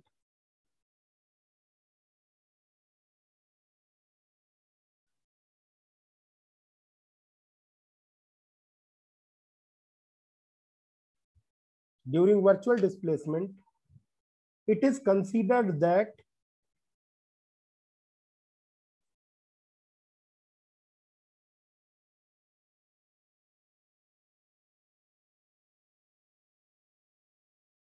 time held fixed, मतलब ये माना गया है कि टाइम क्या रहेगा, रुका हुआ। Is it possible? No, that's why it is called virtual. मतलब ऐसा माना गया है कि समय नहीं बीता और डिस्प्लेस हो गया।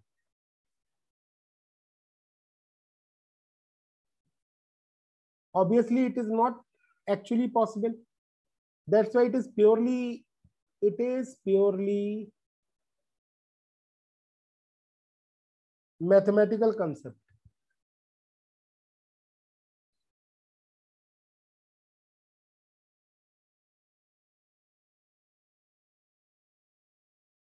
ये मैथमेटिकल कंसेप्ट है, इसका कोई ऐसे अभी नहीं समझ में आएगा। During this type of displacement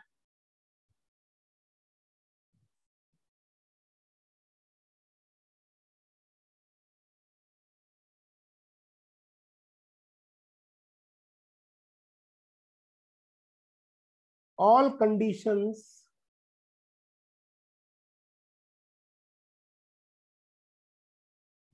of constraints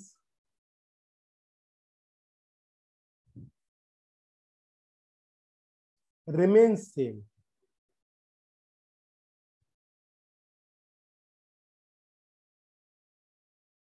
मतलब आप सोच रहे होंगे कि जब डिस्प्लेस करना है तो वर्चुअली डिस्प्लेसमेंट मान के क्या फायदा, रियली मान लेते, क्या जरूरत है।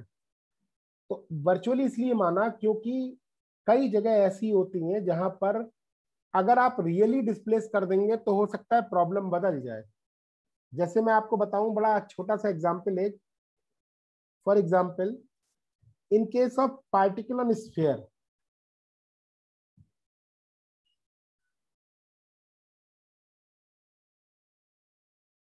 ये एग्जांपल मैं करवा भी चुका हूं, फिर भी बता रहा हूं दोबारा से, कि मान लीजिए पार्टिकल जो है स्फीयर पे है और ये इसका लीविंग पॉइंट है। मान लीजिए यहां से ये पार्टिकल इसको छोड़ देगा, ये लीविंग पॉइंट है ना।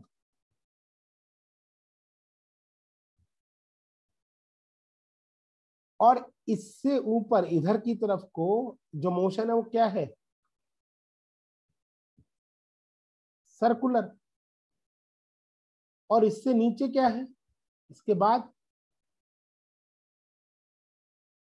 Projectile motion.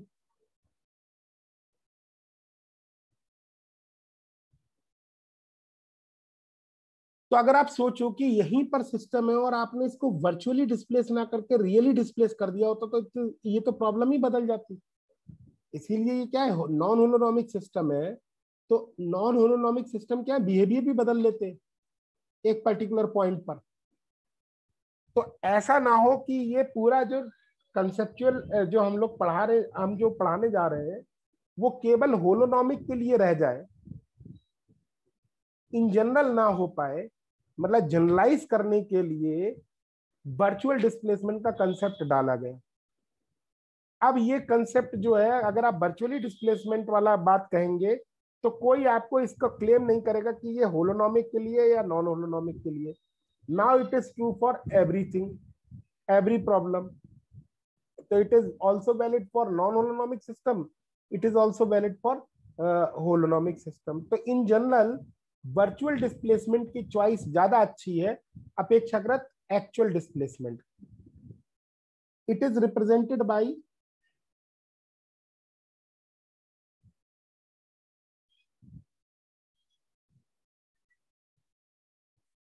यहीं पे लिख देता हूं मैं, रिप्रेजेंटेड बाय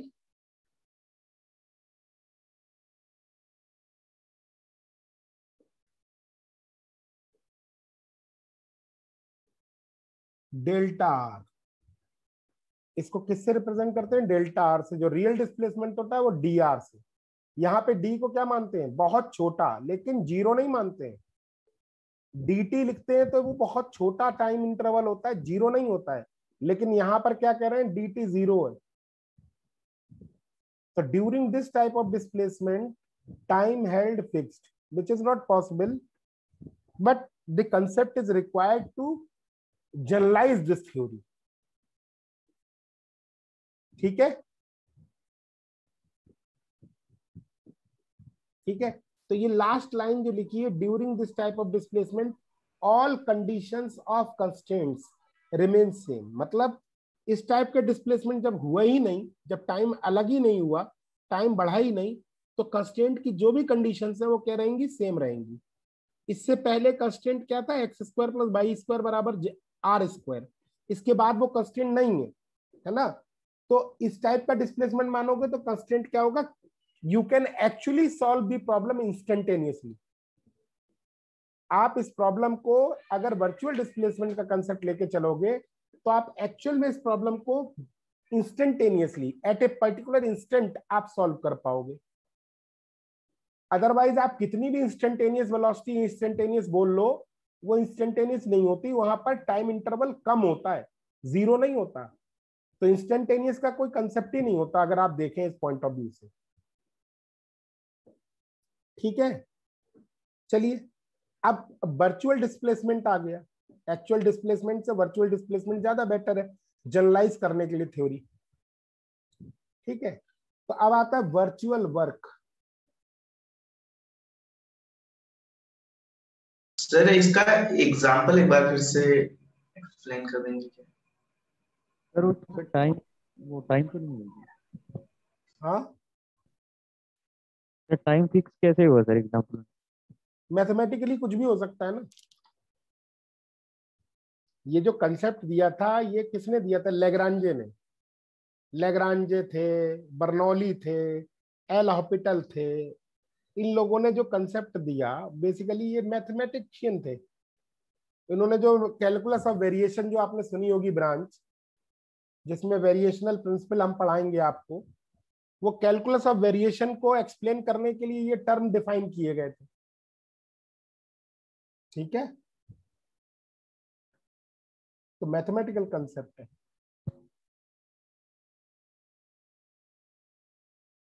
और कुछ पूछना है? सर वो दूसरा लड़का पूछ रहा था एग्जांपल। हाँ, एग्जाम्पल की बात हो रही है तो एग्जाम्पल मैं आपको बताऊंगा। वर्चुअल डिस्प्लेसमेंट का एग्जाम्पल आप कहीं भी, जैसे एक प्रॉब्लम मैं आपको वर्चुअल डिस्प्लेसमेंट से भी करवाऊंगा। जैसे आपको मैं एग्जाम्पल क्या बताऊं, आपको ये देख लो। जैसे मैं आपसे कहूं ये m मास का है, m1 मास का, और ये m2 मास का। बताइए स्टेबल कहाँ रख सकते हैं ये?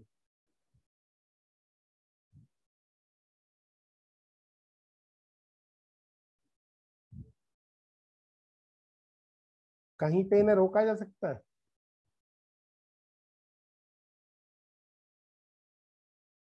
अभी थोड़ा रुक जाएं आप, डीएलएमएट प्रिंसिपल आने दो, उसके बाद मैं बताऊंगा आपको एग्जाम्पल। ठीक है, एग्जाम्पल तब बताऊंगा।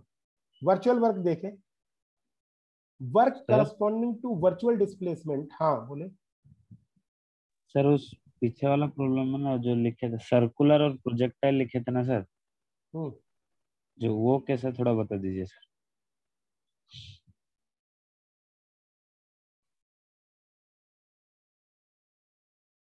बेटा अगर स्फीयर पार्टिकल जो है स्फीयर के ऊपर है तो थोड़ी देर तक तो इससे चिपका रहेगा, तब तक तो इसकी मोशन सर्कुलर होगी। लेकिन उसके बाद क्या होगा, जब ये छूट जाएगा तो ये कैसा गिरेगा, इस तरीके से गिरेगा ना। तो इसकी मोशन कैसी होगी, प्रोजेक्टाइल मोशन, अंडर ग्रेविटी गिरेगा। समझ आ गया सर, थैंक यू। अभी ये सिस्टम भी डिस्क्राइब करेंगे, चिंता ना करो। तो work corresponding to virtual displacement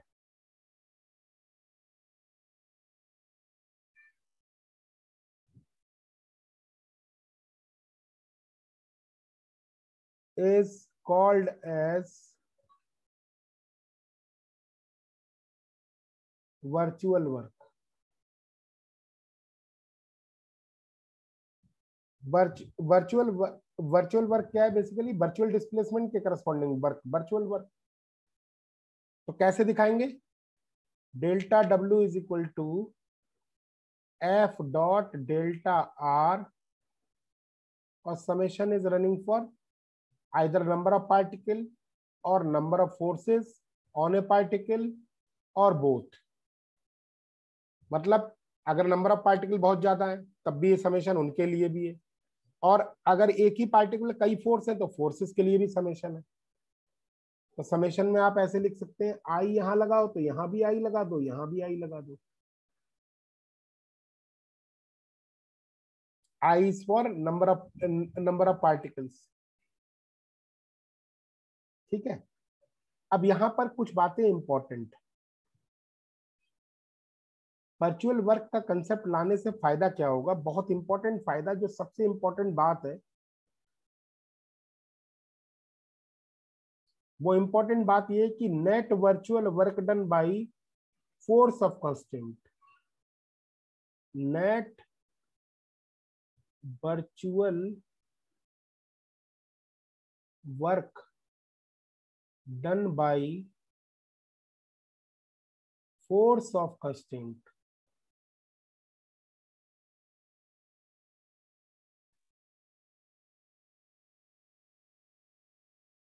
is 0 in most of the cases.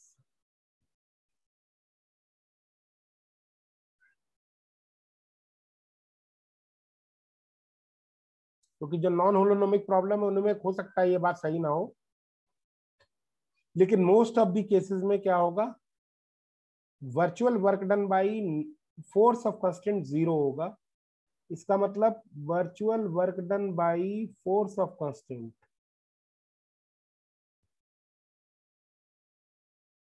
Is equal to 0।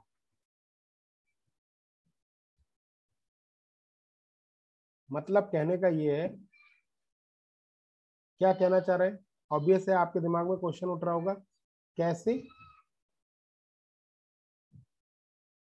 तो उसका जवाब देखें आप। कई सारी सिचुएशंस आपको एक्सप्लेन कर रहा हूं कि किन किन जगहों पर एक दो प्रॉब्लम, जैसे मान लीजिए एक सिचुएशन में कह रहा हूं, मान लीजिए पिछला ही क्वेश्चन पार्टिकल ऑन स्फीयर,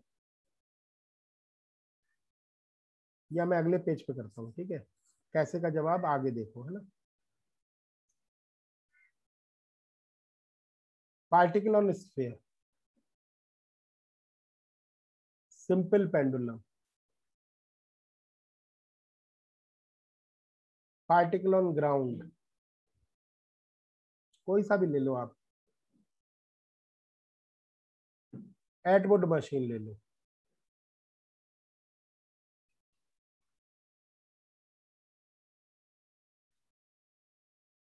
है ना।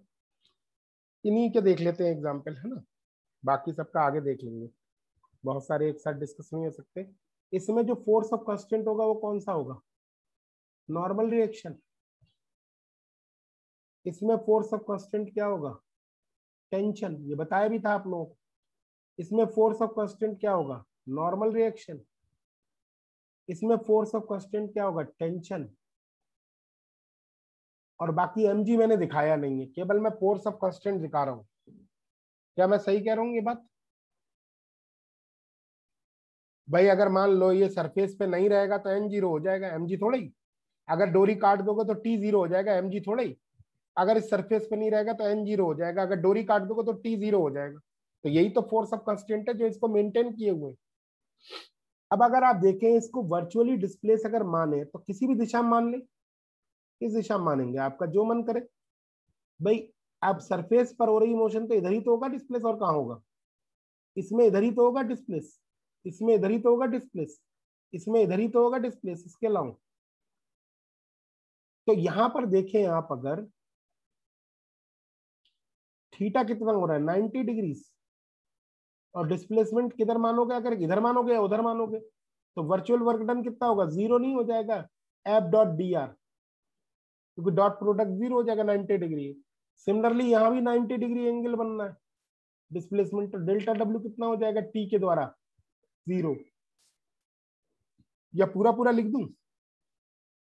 डेल्टा डब्ल्यू is equal to n into delta r into cos 90 is equal to 0। अब समझ में आ रहा होगा। ऐसी डेल्टा डब्ल्यू is equal to t into delta r into cos 90 is equal to 0। ये भी समझ में आ रहा होगा। सिमिलरली यहां भी देखें आप, 90 डिग्री का एंगल बनना है तो डेल्टा डब्ल्यू इज इक्वल टू 0 होगा, लेकिन यहां नहीं बन रहा है। यहां पर अगर देखें आप, नीचे की तरफ को अगर डिस्प्लेस करेंगे तो ये ऊपर की तरफ को डिस्प्लेस होगा। तो अगर आप देखें तो यहाँ पर टी और डी आर के बीच में एंगल कितना बन रहा है, 180 डिग्री। और यहाँ पर टी और डी आर के बीच में एंगल कितना बनना है, 0 डिग्री। तो नेट वर्चुअल वर्क डन कितना होगा, टी डी आर माइनस का plus T D R plus का, तो 0। यानी कि net virtual work done by force of constraint है 0।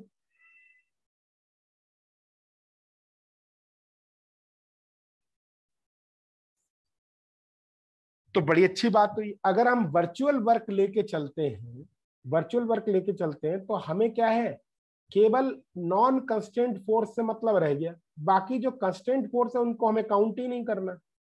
जबकि न्यूटोनियन मैकेनिक्स में हमें फोर्स ऑफ कंस्टेंट भी लेके चलने पड़ते थे और नॉन कंस्टेंट फोर्सेस भी लेके चलने पड़ते थे। मतलब टी भी लेके चलना पड़ता था, एमजी भी लेके चलना पड़ता था। जबकि इस अप्रोच में क्या होगा, केवल एमजी लेके चलना पड़ेगा, आपका काम बन जाएगा। तो हम क्या कह सकते हैं, ये तो एग्जाम्पल हो गया, ठीक है।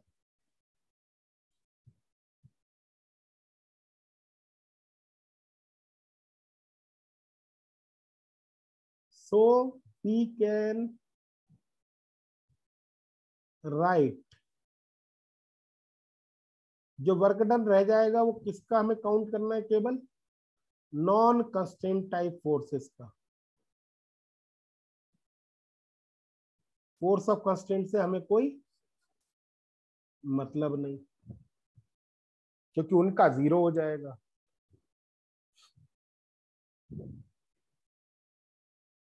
क्लियर हो रहा है नहीं यहां तक? यस।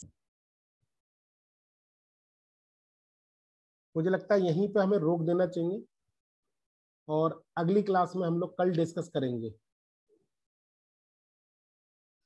ठीक है। तो आज के लिए यहीं तक रहने देते हैं, कल हम इसी को आगे बढ़ाएंगे। कल का कंटेंट बता देता हूं आप लोगों को, principle of virtual work, D'Alembert principle, Lagrange Euler equation, generalise force, generalise momenta और क्वेश्चंस चालू हो जाएंगे जो जो इसकी प्रॉब्लम्स है। तो आप लोग कल की क्लास बहुत इंपॉर्टेंट है, जरूर रहिएगा, ठीक है। Okay, thank you so much, good night. Sir कल सुबह गुड नाइट। सुबह मॉर्निंग में, तो सुबह मॉर्निंग में शो उठेंगे। कर दीजिए सर, रुकिए सर, स्लाइड शो कर दीजिए। देखो देखो कर रहा हूं मैं, एकदम सोने थोड़ी जा रहा हूँ, 1 मिनट देख रहा हूँ। बाकी जो लोग क्लास छोड़ना चाहे छोड़ दे, सुबह जरूर उठ जाए। सुबह तो उठेंगे ही। जल्दी उठ जाए।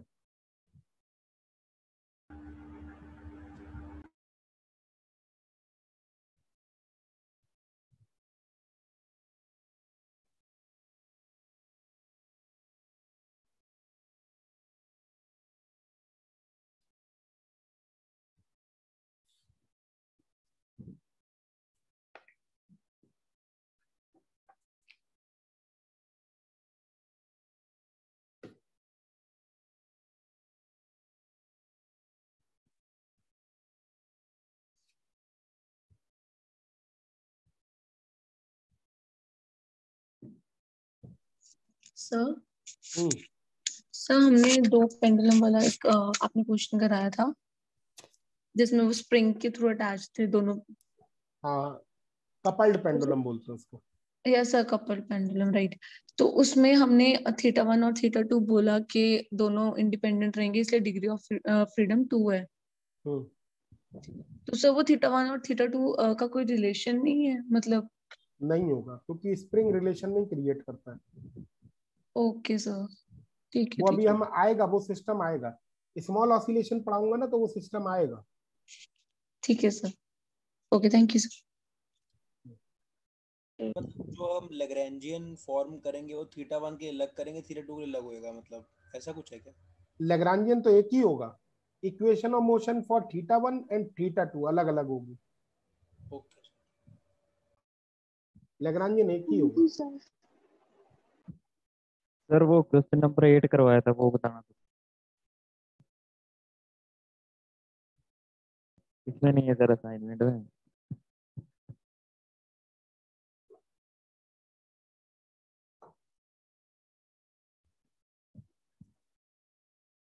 8 क्या है? ये वाला सर। तुम्हारे पास कुछ वो है घर पे? तो गिलास रखा हुआ है? गिलास हाँ सर है। रखा हुआ है टेबल पे? यहाँ पे तो नहीं सर। अरे कुछ रखा हुआ है, पेन कॉपी पेंसिल, पेन उसी कॉपी। प्लेन में घुमा ही तो सकते हो उसको, और क्या कर सकते हो? अरे जो प्लेन पर केवल घुमा ही तो सकते हो एक तरीके से, वर्टिकल एक्सिस के अबाउट घुमा ही तो सकते हो उस पेन को, अगर 2 डायमेंशनल वर्ल्ड में ही है वो पेन तो। Yes sir yes. तो एक ही तो हुई। ओके सर ठीक। Hello sir. हाँ बेटा। सर एक छोटा सा क्वेश्चन था, मैं वर्चुअल डिस्प्लेसमेंट वैसे तो सब समझ आ गया सर, लेकिन जब आपने डायग्राम में बताया तो जब आपने एक तो सर्कुलर मोशन बताया था, अगर वो स्फीयर के ऊपर है और जैसे ही वो लिविंग पॉइंट से आगे होगा तो प्रोजेक्टाइल मोशन होगा। सर इन सर्कुलर मोशन और प्रोजेक्टाइल मोशन के बीच में जो पॉइंट है उसको हम वर्चुअल डिस्प्लेसमेंट बोल रहे हैं। ना ना, मैंने तो उसको एक एग्जांपल जहाँ दिया। पे दोनों का मतलब ना ना ना ना, मैंने ये कहा कि मतलब सर इसमें मैं थोड़ा चेंज कर देता हूँ, अगर आप लोगों को ये लग रहा है कि मैंने क्या समझाया है यहाँ पर। नहीं सर, जैसे आपने पहले करवाया था जब भी जब भी समझ आ गया ना ये डायग्राम, लेकिन इसमें वर्चुअल डिस्प्लेसमेंट कहाँ है ये पूछना था।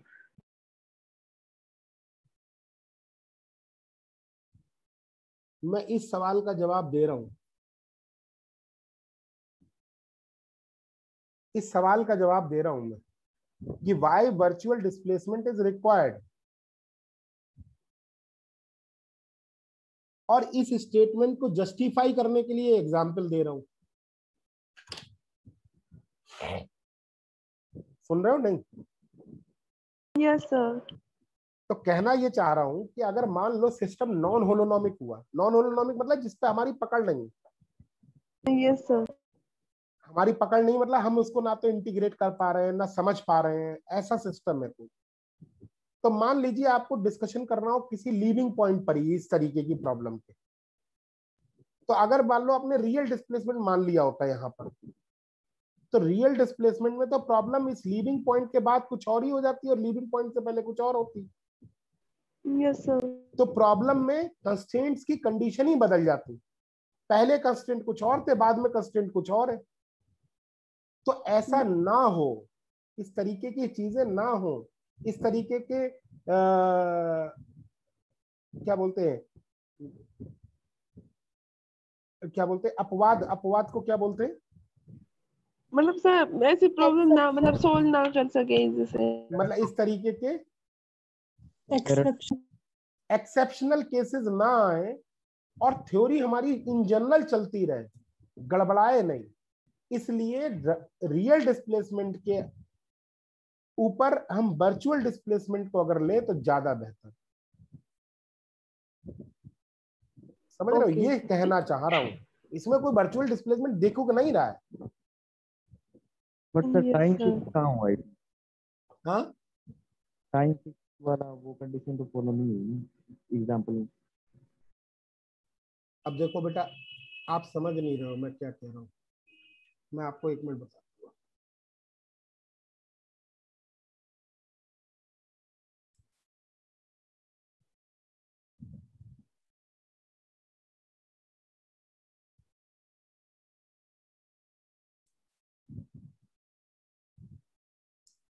मैं केवल एक विकिपीडिया वर्चुअल डिस्प्लेसमेंट आपको खोल के दिखा रहा हूं बस,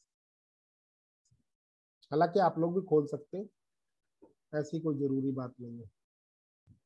दिख रहा है आपको? Yes sir. क्या लिखा हुआ है? Mathematics and physics.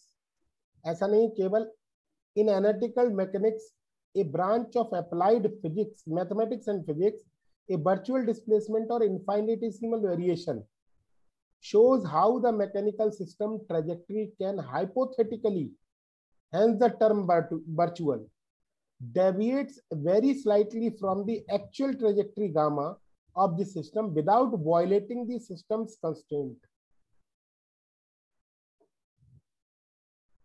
समझ रहे हो? अच्छा सर, हाइपोथेटिकल है।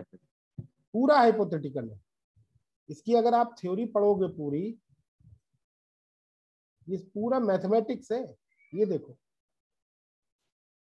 हम लोग इस मैथमेटिक्स की ब्रांच को पढ़ रहे हैं, क्लासिकल मैकेनिक्स। अगर देखें तो इसका ब्रॉड रूप आप देख सकते हो कहां पर, कैलकुलस ऑफ वेरिएशन पे। तो जो कंसेप्ट दिया है वो कैलकुलस ऑफ वेरिएशन में आपको देखने को मिलेगा। मैं यहाँ पे लिखता हूँ, देखो, कैलकुलस ऑफ वेरिएशन।